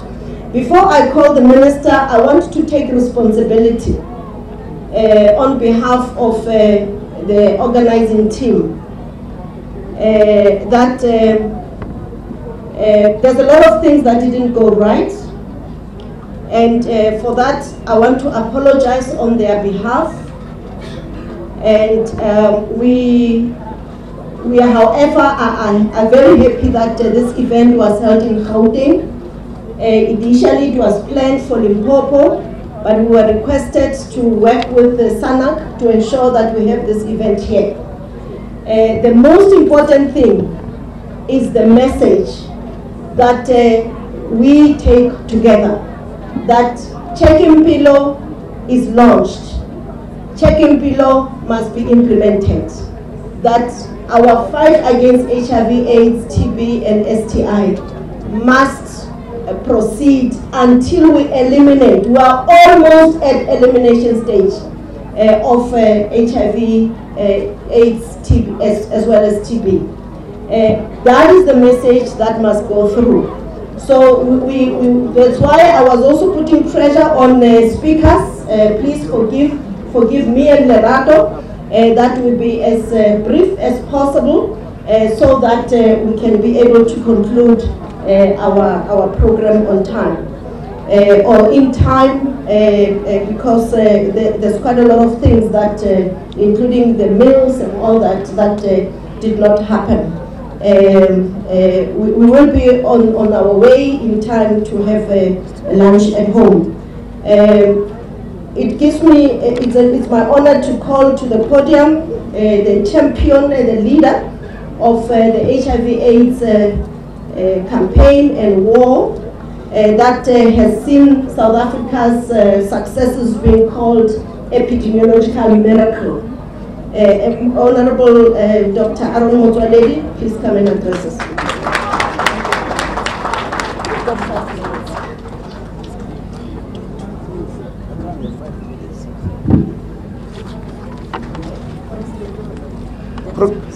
Program Director, Dr. Gwen Ramokopa, and the young Program Director, Lerato Mufokeng, Acting President, Didi Mabuza, who is also the Chairperson of SANAC, and the Deputy Chairperson of SANAC, Ms. Steve Lisike, the Executive Director of UNAIDS and Under Secretary General of the United Nations, Michel Sidibe, Peter Sens, Executive Director of Global Funds, Ms. Jesela Penn, the Charge d'Affaires of the US representing PEPFAR here today, the representative of the business sector, Ray Andries Foster, my colleagues, the ministers, Minister Zokwana, Minister Masuta, deputy ministers, MECs, councillors, MMCs, and the youth, as well as other development partners. Good afternoon. Mine is to introduce the main speaker of the day. I'm not going to take a long time, but I was asked that before I introduce him and introduce the topic for the day, I need to do one more thing which I was supposed to have done in the earlier program for the youth. The launch of Peace of Mind and No Regrets condom campaign. Sex is supposed to be an event which no one must regret after it has happened. Unfortunately, In many instances, that is not the case. And for this reason, we'll keep on reminding young people. So I'm hereby launching the Peace of Mind and No Regrets Condom campaign. This year, yes, please cheer it up. Yes. This year, 2018, marks the 30th anniversary of the Global World Day Commemoration. And our theme is Know Your Status, and encourage all of us to lead the fight against HIV and AIDS. The aim of this campaign is to increase the correct and consistent use of condoms. And we are targeting specifically girls and young women between the ages of 15 and 24, and young men 25 years and above. These are our target groups with the condoms. This initiative I'm launching today is in collaborative effort with partners between Government of South Africa, Department of Health, and the US government, in particular USAID and PEPFAR. We wish to thank them very heartily for partnering us in this campaign. 2 years ago, the president of the country, who was then the deputy president and chairperson of SANAC, Cyril Ramaphosa, launched the Max condom in Pietermaritzburg in KwaZulu-Natal. And I was asked today to inform you that in February next year, we are going to launch the Maxima condom for females. So there's going to be Max for males and Maxima for females. But I was asked that I must not sit down before reminding you what a condom look like, because we mustn't assume that all the young people have seen a condom or have used it. They said I must remind you that this is the Max strawberry, this is the Max banana, this is the Max regular, this is the Max grape, this is a female condom, and this is the cubic female condom. And next year we come with the Maxima. Now I was also asked to remind the media, because we want them to help us spread this words. Last 2016, when then Deputy President Ramaphosa launched these condoms with pomp and ceremony, the stadium was full of young people. That evening I sat in front of TV, and the following day I bought all the newspapers trying to find this. I did not find it, and I was very disappointed. But a few months later, the Deputy President stood up in Parliament and showed this, which was not on the agenda. He showed this and told people it does not make noise, it smells nice. It took up like fire. Yes, it was everywhere in social media, in all the newspapers, in all the TV. Please teach me today in media, how should I launch it today such that it felt fire again? Or does it mean the acting president? Yes, acting president, when you come here, come and yes, then it will be on fire. Ladies and gentlemen, without any waste of time, today we are launching Check Impilo just to remind you of a few things. In February this year, President Ramaphosa, in the State of the Nation address, mentioned that as South Africans, we must not accept the fact that it's inevitable that we must live with HIV/AIDS forever. We must start the process of bringing to an end. And so he announced that we're going to launch a campaign called the Search Campaign, where we will look for 2 million more people and put them on ARVs in order to reach our 90-90-90. We then decided to add more to this campaign, add other diseases like TB, where we are going to look for 80,000 people with TB and put them on treatment, where we are going to screen people for diabetes, high blood pressure, cancer, and put them on treatment. And on the 30th of October, we launched the cancer campaign, also in Pietermaritzburg, in Durban, in Gungundlovu. And these are very, very important campaigns. We want you to work with us. Now, Peter Sens, who is the Executive Director of Global Fund. I want to thank him as one of our partners, but also point with a lot of happiness that this was his maiden World AIDS Day since he was appointed, and he's doing the maiden World AIDS Day in South Africa, of all the countries. No, that cheering is very weak, man. It's very weak, yes. Here is the boss of Global Fund. He is launching his maiden World AIDS Day in South Africa, in our country. Yes, you have to cheer that. It's a very big achievement for us. Thank you, Peter. Thank you very much. Michel Sidibe. Michel has come to the end of his term as the UN AIDS Executive Director and Under Secretary General of United Nations. But it's coming to an end next year. That will be 10 years that he has been at the helm. Now, I asked him permission that I must be allowed to talk about this, because at the time when it comes to an end, Deputy President, I don't know where I'll be, because there are elections next year.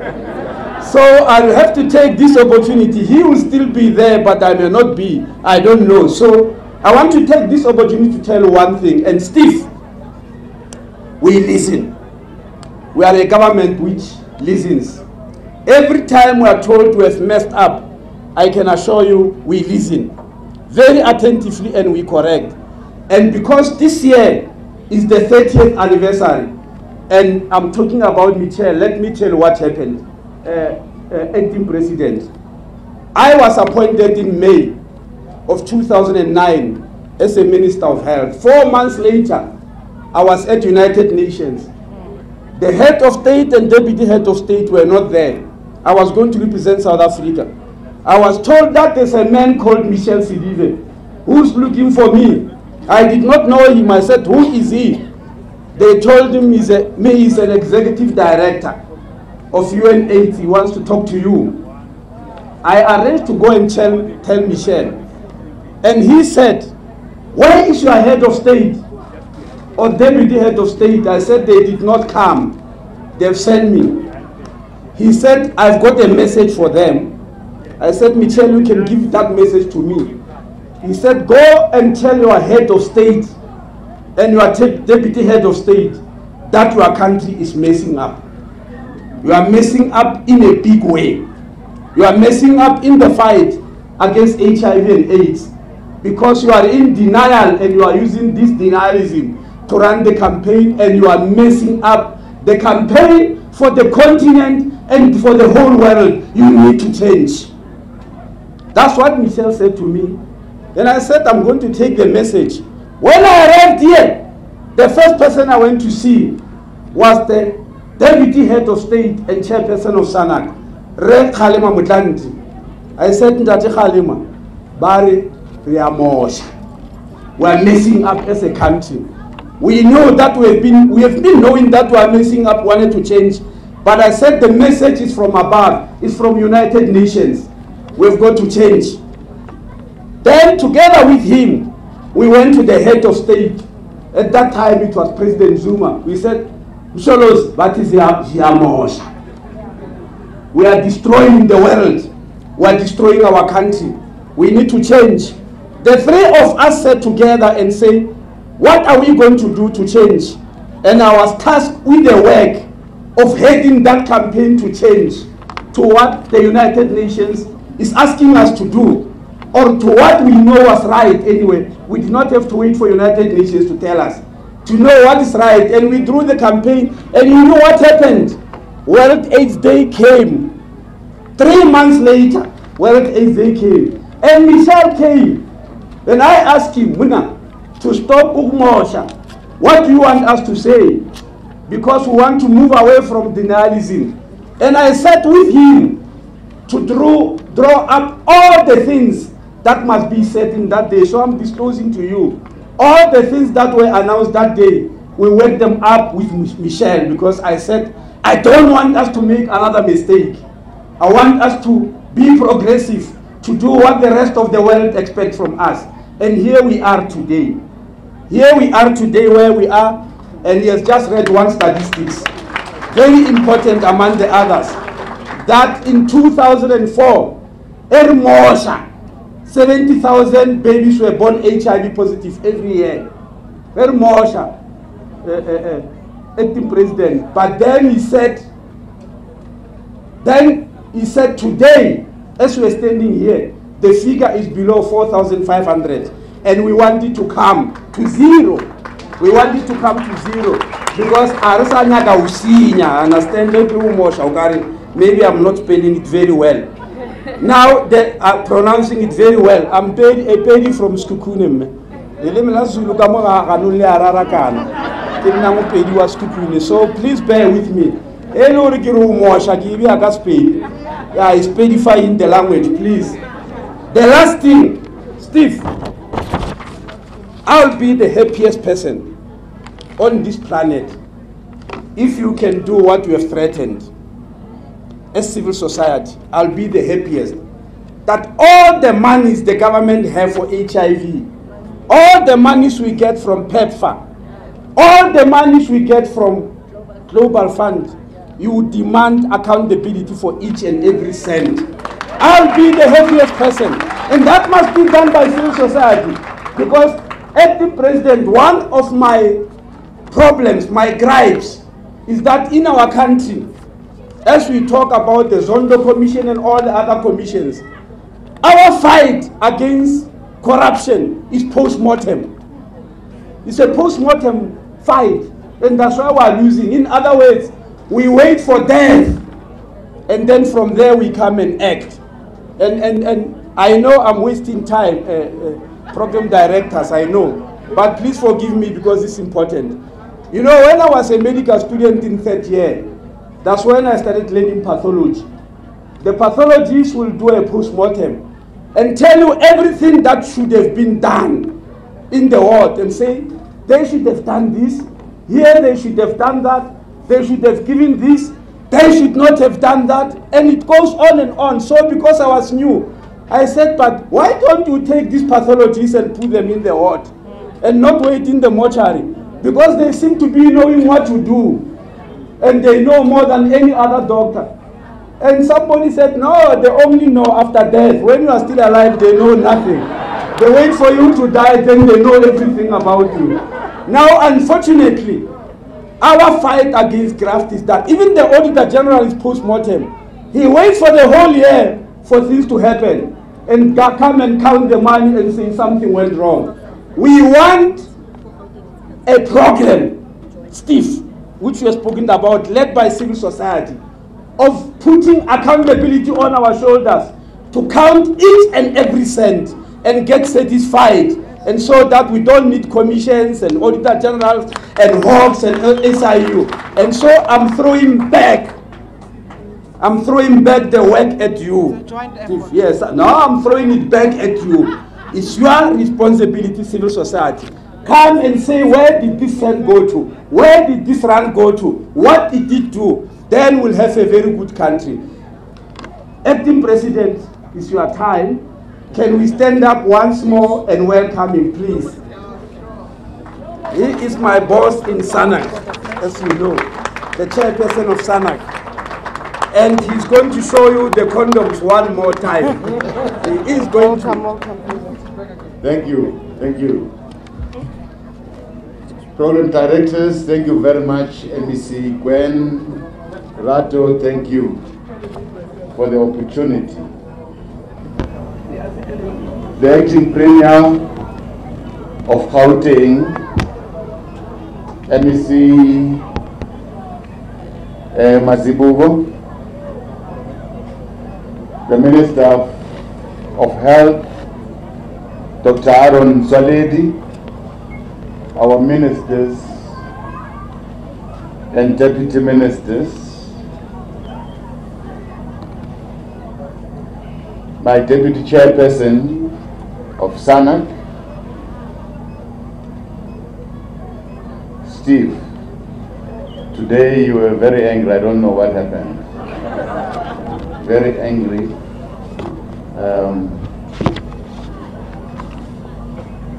Something happened that is not right. I understand. UNAIDS representatives, especially my brother here, Michelle,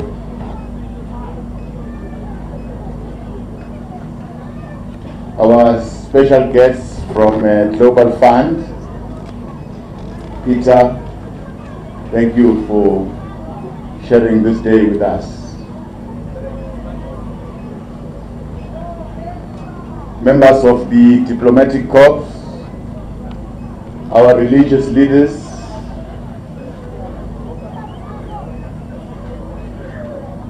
our members from the disability sector, thank you for coming, and once again we apologize for the inconvenience, adding to what MEC Gwen said. It will never happen again. Our guests, our young people, and fellow South Africans, thank you very much for joining us on this World AIDS Day. This World AIDS Day is a day of commemoration, in as much as it is a day of action. It is a call to all of our people to know their status, to care for their well-being, to take responsibility for their own health and that of others. The fight against HIV and AIDS can never be won without considerable effort, hard work, and dedication from all of us. It cannot be won without human agency. It cannot be won outside change in our behavior and in managing the expression of our sexual identity. The World AIDS Day is a day that demands all of us to pause, to think and reflect, to ensure that no matter our stations in life, no matter our age, no matter our class, no matter our gender, we all take responsibility by testing for HIV and TB, cancer, and other ailments. It calls on us to take preventative measures as a first stance in tackling this pandemic. Equally today, we're entering a new era, an era of empowerment in knowing our status. For today, we call on all of us to a campaign of knowing our status, of getting tested, and making the necessary change to sustain our health.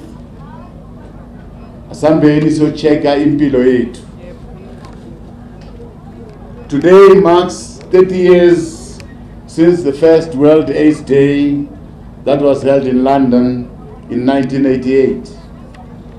Since then, we've come a long way in testing, in treating and managing the spread of HIV and AIDS. Today we are able to manage and frustrate its ultimate end of deteriorating into acquired immune deficiency. Our fight against HIV and AIDS throughout the years has had many ebbs, has had many challenges, and has had many flaws. We have had times of wisdom, times of vice, times of science, sense of ignorance. We have had times of arrogance and times of stigma, times of care and times of reckless abandon. Yet we have emerged from these afflictions with the resilience of a nation renowned of its best HIV response in the world.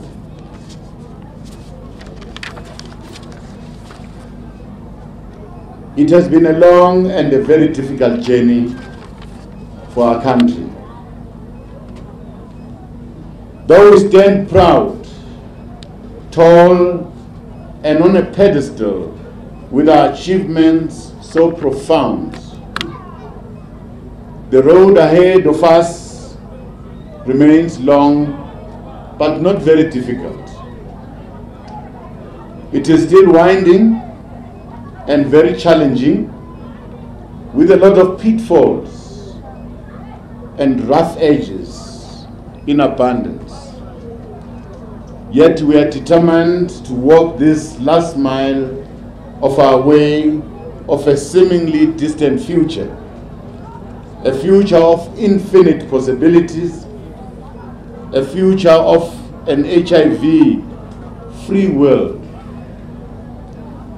Even though that day is elusive, we will keep walking, for it is within reach.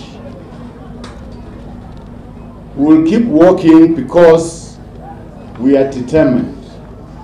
As South Africans, we are a nation that is known for our resilience against any adversity.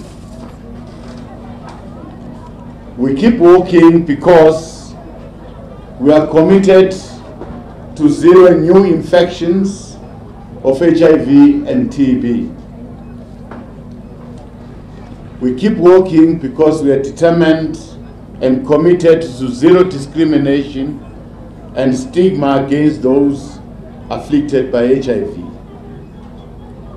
We are committed to zero AIDS-related deaths and zero new vertical transmission.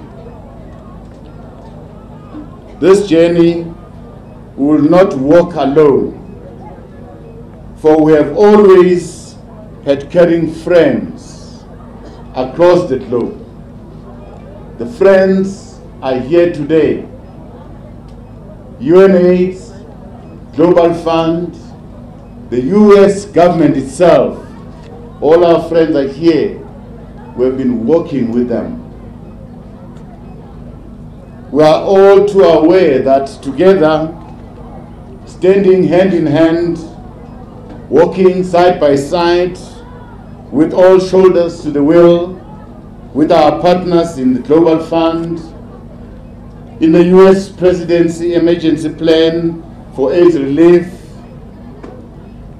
the UNAIDS, and other civil society organizations, we have a global force of change to be reckoned with, a very strong one. With these very long-lasting friends, with each of our brother's keeper, our sister's keeper, will ultimately rid the world of HIV and AIDS. We are all fellow travelers that are ever more committed to walk this long and imperiled road together. from the ultimate milestone of an HIV-free world, we shall stand, we shall not hesitate, we shall not deter, we shall not give up or look back.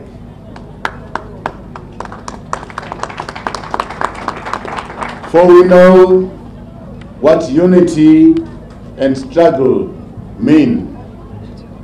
It means, insofar as HIV and AIDS is concerned,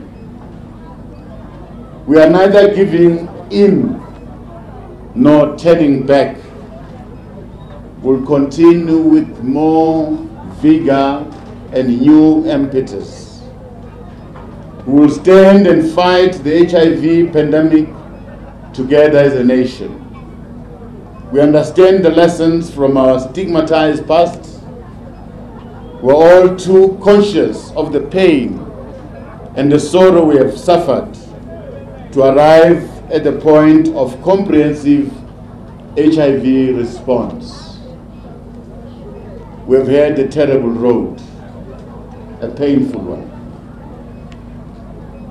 To date, our country has initiated 4.3 million South Africans on antiretroviral treatment in the public sector alone, with an additional of 235,000 in the private sector. This is not a solo achievement by the state, as you have heard from the minister. It is rather a collective achievement from the courageous struggles of great men like Michelle and great women that are present here today from around the world and within the country. So it is our collective achievement. It is the fruit of those who refused to be silent when people lost their lives and were denied life-saving treatment by cost alone. It is a sign of their courage and conviction not to cower from confronting this pandemic with science, with sensibility, and comprehensive research. They remain today as they were yesterday, as it will be tomorrow, the lodestars that will inflame our commitment to fight HIV for generations to come. In their memory and commitment to their legacy, will leave no stone unturned to create an HIV-free world. We'll work together with our young people. We'll allow them to lead the way, because they have to lead the world tomorrow. In their innumerate struggles, they have created and encouraging governments, active and well-heeled civil society. Our achievement, as I've said, must go to all of us. Deputy Chair of SANAC, want to thank civil society for all what we've achieved as a country.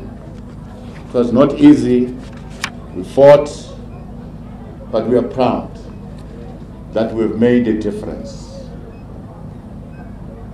They have united a people determined to put an end to a national despair and support people bulking under the yoke of this disease.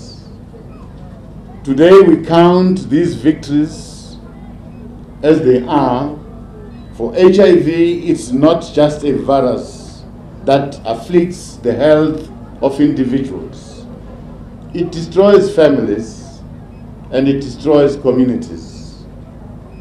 It handicaps nations and holds out socio-economic potential of a nation. Most importantly, it is a parasite that targets the poor and the vulnerable. It thrives in conditions where women cannot negotiate condom use from a position of power. It depends on superstitions. It depends on ignorance and stigma to kill hope, to kill people, and to kill aspirations. It is merciless in its targeting of innocent children and young girls. It devalues the sanctity of human life and affronts the right to health and subjugates those without resources to fight its cowardly afflictions. Understanding its license to kill, we are determined to fight back by ensuring that our healthcare system is accessible to all our people, and it's accessible and it's good for all our people, regardless of their racial standing, regardless of their class in society. As a government, we are too well aware that our responsibility is to provide leadership, is to provide a vision and a policy solution to take this country forward. And I must say, over the past years, government has risen to that responsibility. We're also aware that the needs of a society always determine its values. Just as leadership must show foresight and must show vision. For when governments fail, people fail. When governance collapses, services suffer. When healthcare is dysfunctional, people die. Families are decimated by preventable and manageable diseases. National development is curtailed. This imposes on us a national imperative to ensure that healthcare is affordable, it's efficient, and it's accessible to all our people. It's not overburdened, and it's one of the best quality possible that we can offer to our citizens. No more must people be deprived of treatment.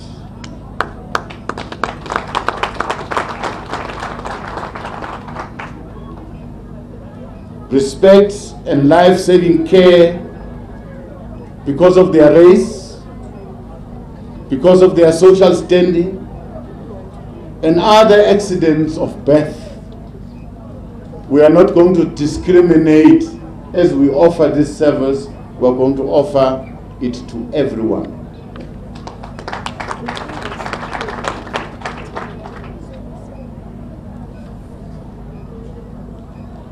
No more must what is best be considered better by the stretch of one's rent or the depth of your pocket. We are committed to rooting out inefficiency, laxity, and dysfunction from our health system. We must turn this tide. We are determined to be efficient. We are determined to be effective and to use the little resources we have to the best of our ability. We are not launching this campaign just to while away time. We are launching this campaign because we mean business. We will be capable as government to handle the numbers that will come to our facilities. We're ready. We're ready for the journey. In the last year alone, we have managed to test 11 million people and initiated 567,293 people on ARVs. We are targeting HIV together with its fraternal sibling, tuberculosis. We are determined to find those that are missing, those who have got little knowledge, and those that are very vulnerable to multi-drug resistant TB. We are determined to find them. We seek to screen and test 14 million people for HIV and TB, and 7 million people for high blood pressure and diabetes. This will help us to add an additional 2 million HIV-infected persons to the existing 4.3 million already in our system that are receiving treatment. Going forward, our focus should be on young people and young men. It is young people, especially those between 15 and 24 years of age, and men that are not testing for HIV, not being initiated to ARVs, and not reaching the viral suppression. But all those efforts will come to zero if we are not of a single mind and share a common purpose as a country. A major factor in successfully implementing our national strategic plan is the functionality of all our AIDS councils, starting with the National AIDS Council, coming to our provincial AIDS councils, to our local district AIDS councils, and to open up. Let's allow civil society in their different sectors to participate in our AIDS councils. We've heard the cries that these AIDS councils must be supported financially. This should not be seen as the sole responsibility of those working in the sector, but the responsibility of all of us to build the healthy communities that are free from the pandemic of AIDS and TB. It is therefore incumbent upon all of us to cultivate a culture of active citizenship, where we work, we socialize, we club together for the progress of our nation. I was very proud today to see the courage of young people that are prepared to stand up and win this fight. This is very encouraging. In any event, active citizenship is a civic duty to keeping government focused, accountable, and responsive. All of us must do our part to improve our nation, to improve our country. We are looking to our young people to play a leading role in this struggle as capable and dynamic agents of change. We look to them and to their energy to be revolutionary ambassadors across society, ambassadors that advance awareness about how to prevent TB and stop TB and AIDS-related deaths. We are looking towards civil society, business, and traditional leaders to actively take part in this fight against HIV and AIDS and TB. This should be a collective fight. If there was any time where the voice and the weight of our traditional leaders is required to champion this cause, it is now. Traditional leaders are very important to address the question of tradition. Tradition that seeks to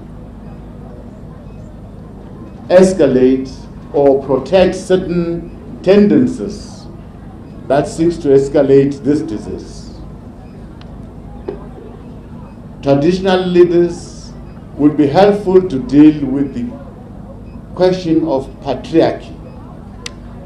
In certain instances, it is embedded in our traditions and it must be confronted. By taking responsibility through our activism, by bringing our voices to bear on these and other challenges, we can end the pitfalls of ignorance, we can end discrimination, we can end the stigma that is associated with HIV and AIDS. It is all in our hands.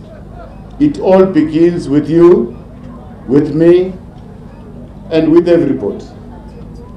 Let us all test for HIV, for TB, and cancer to take charge of this gift called life.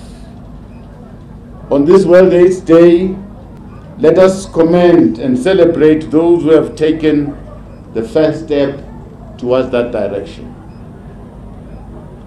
They will remain our untold heroes and heroines. They've carried the burden on their shoulders to protect themselves, their loved ones, and all others around them. In their honor, one preventable death is one death too many. For their courage and valor, untold, we will all do well to emulate their wisdom, to emulate their good example.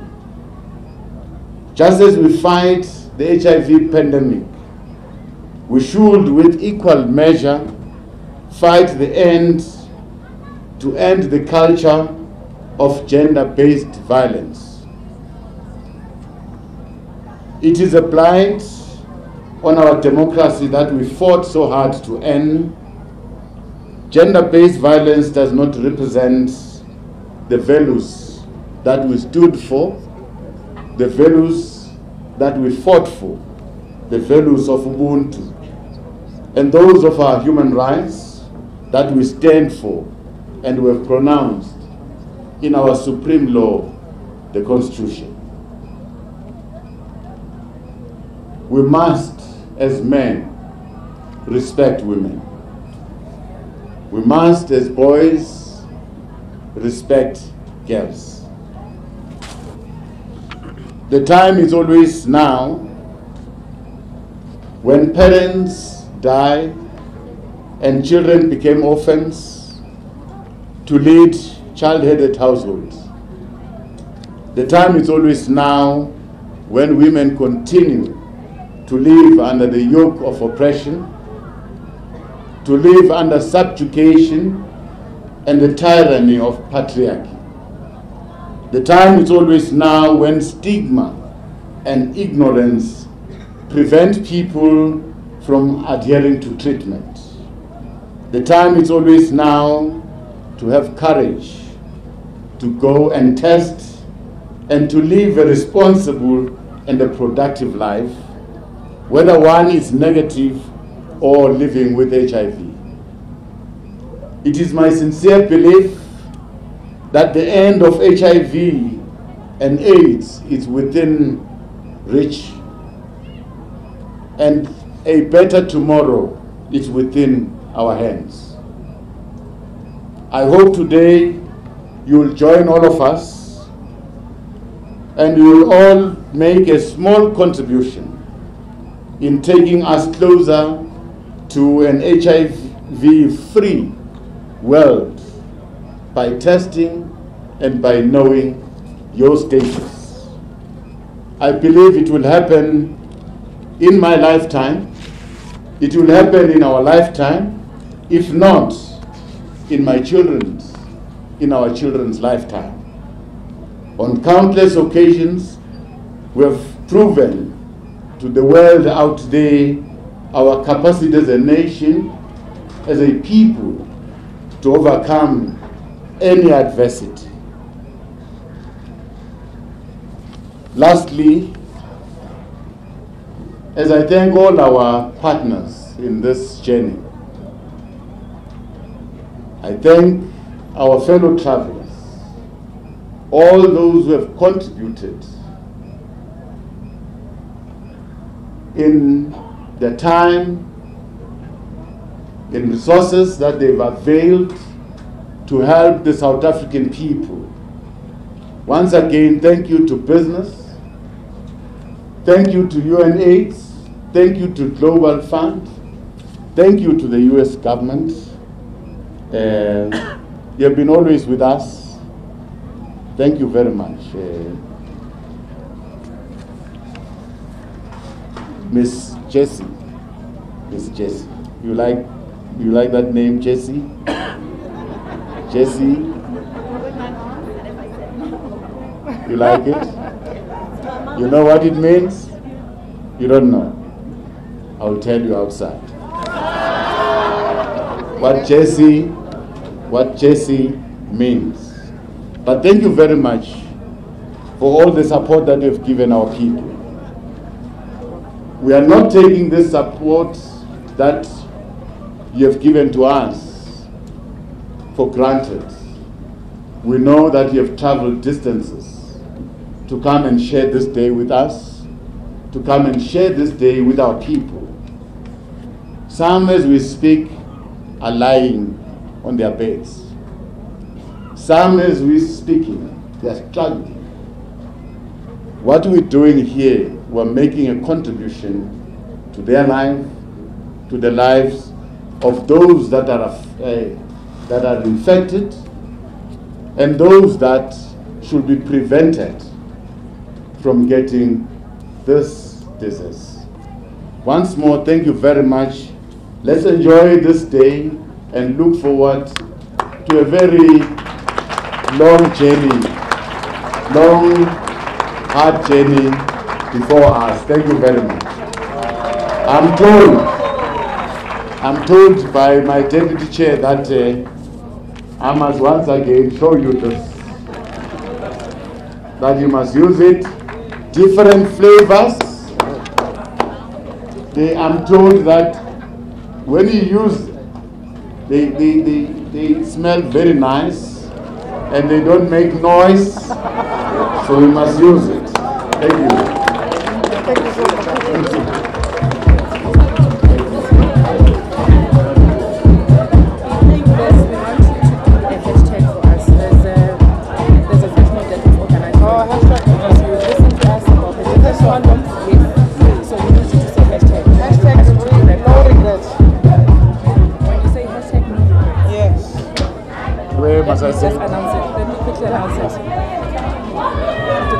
Hello?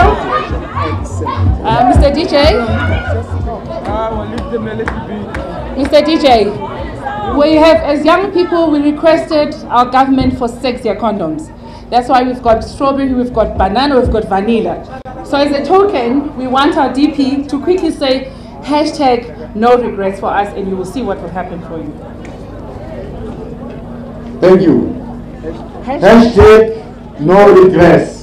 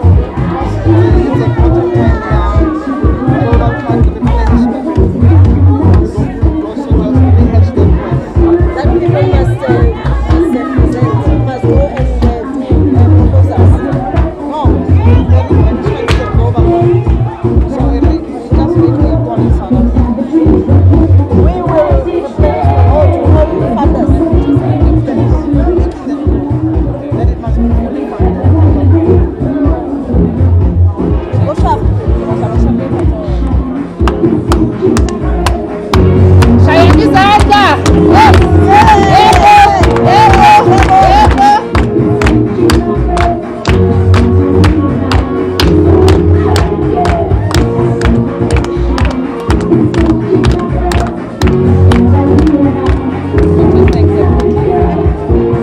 Okay, thank you very much. Thank you. A round of applause for all of them. Thank you, Mr. DJ.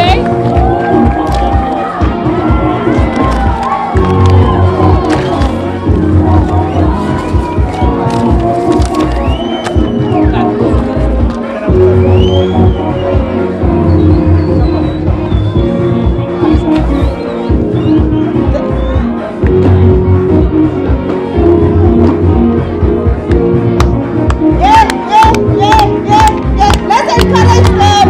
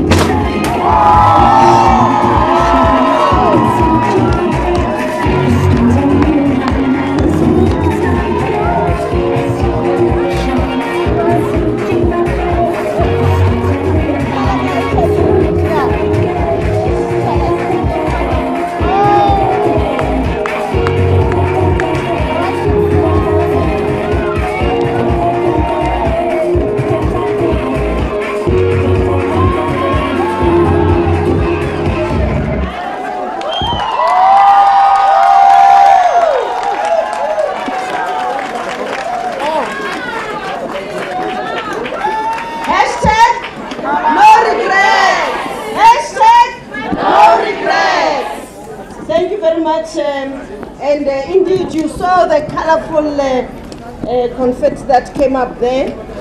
We do approach HIV from different perspectives.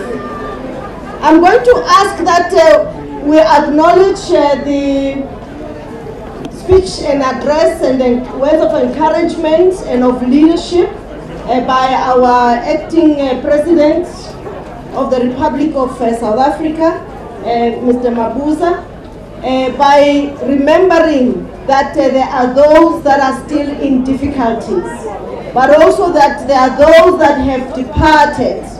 Just to mention a few, our young little boy, bright, wonderful boy, Nkosi Johnson. Simon Ngoli, who also passed on 20 years ago. Gugu Dlamini, who also was a victim of corrective rape. Prudence Mabele, and the list goes on.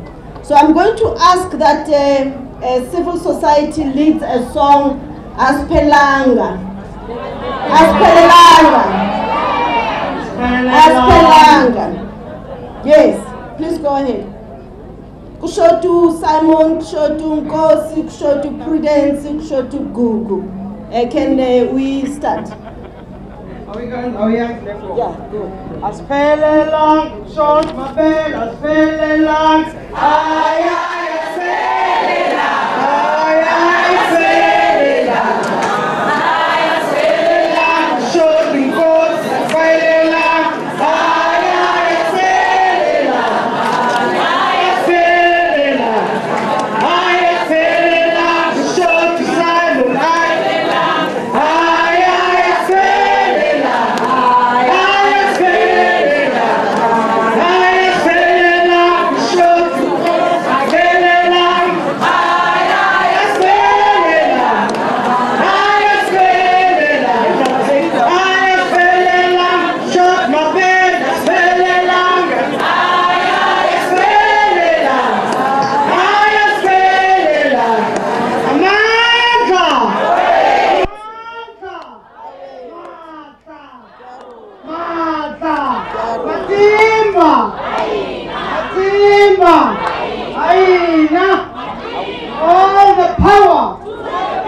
To the people.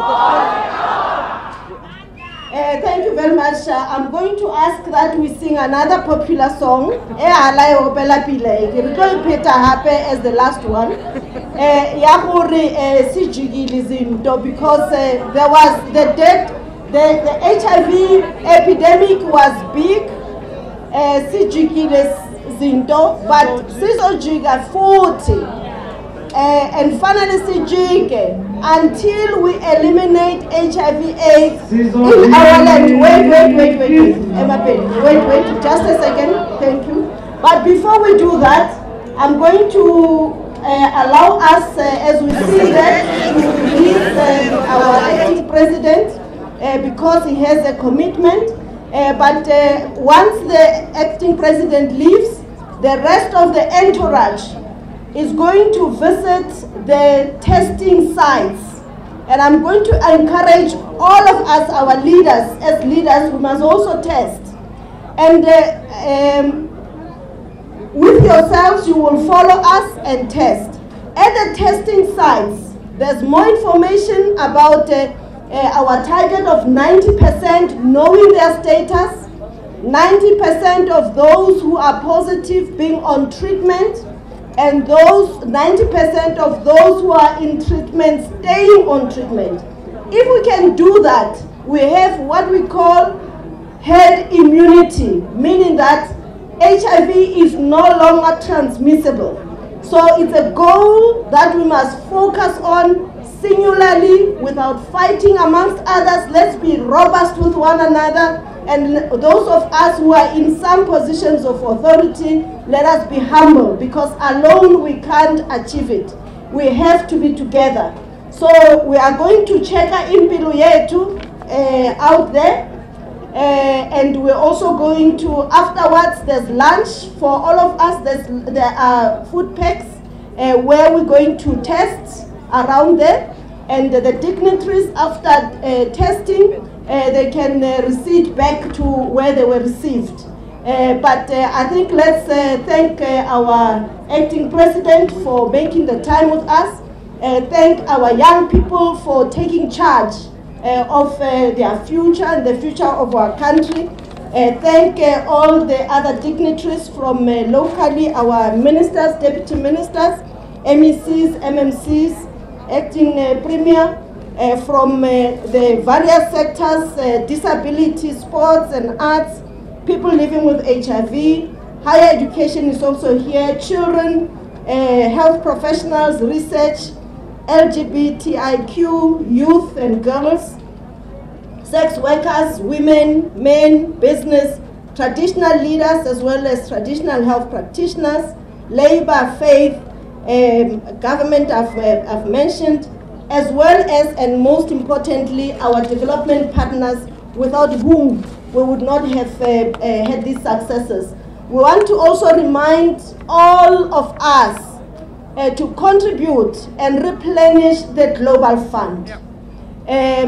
All over the world, all those that are in solidarity with our generation to eliminate and finish off HIV/AIDS in this phase of the world, let us replenish the global fund so that we can indeed win this war against HIV. As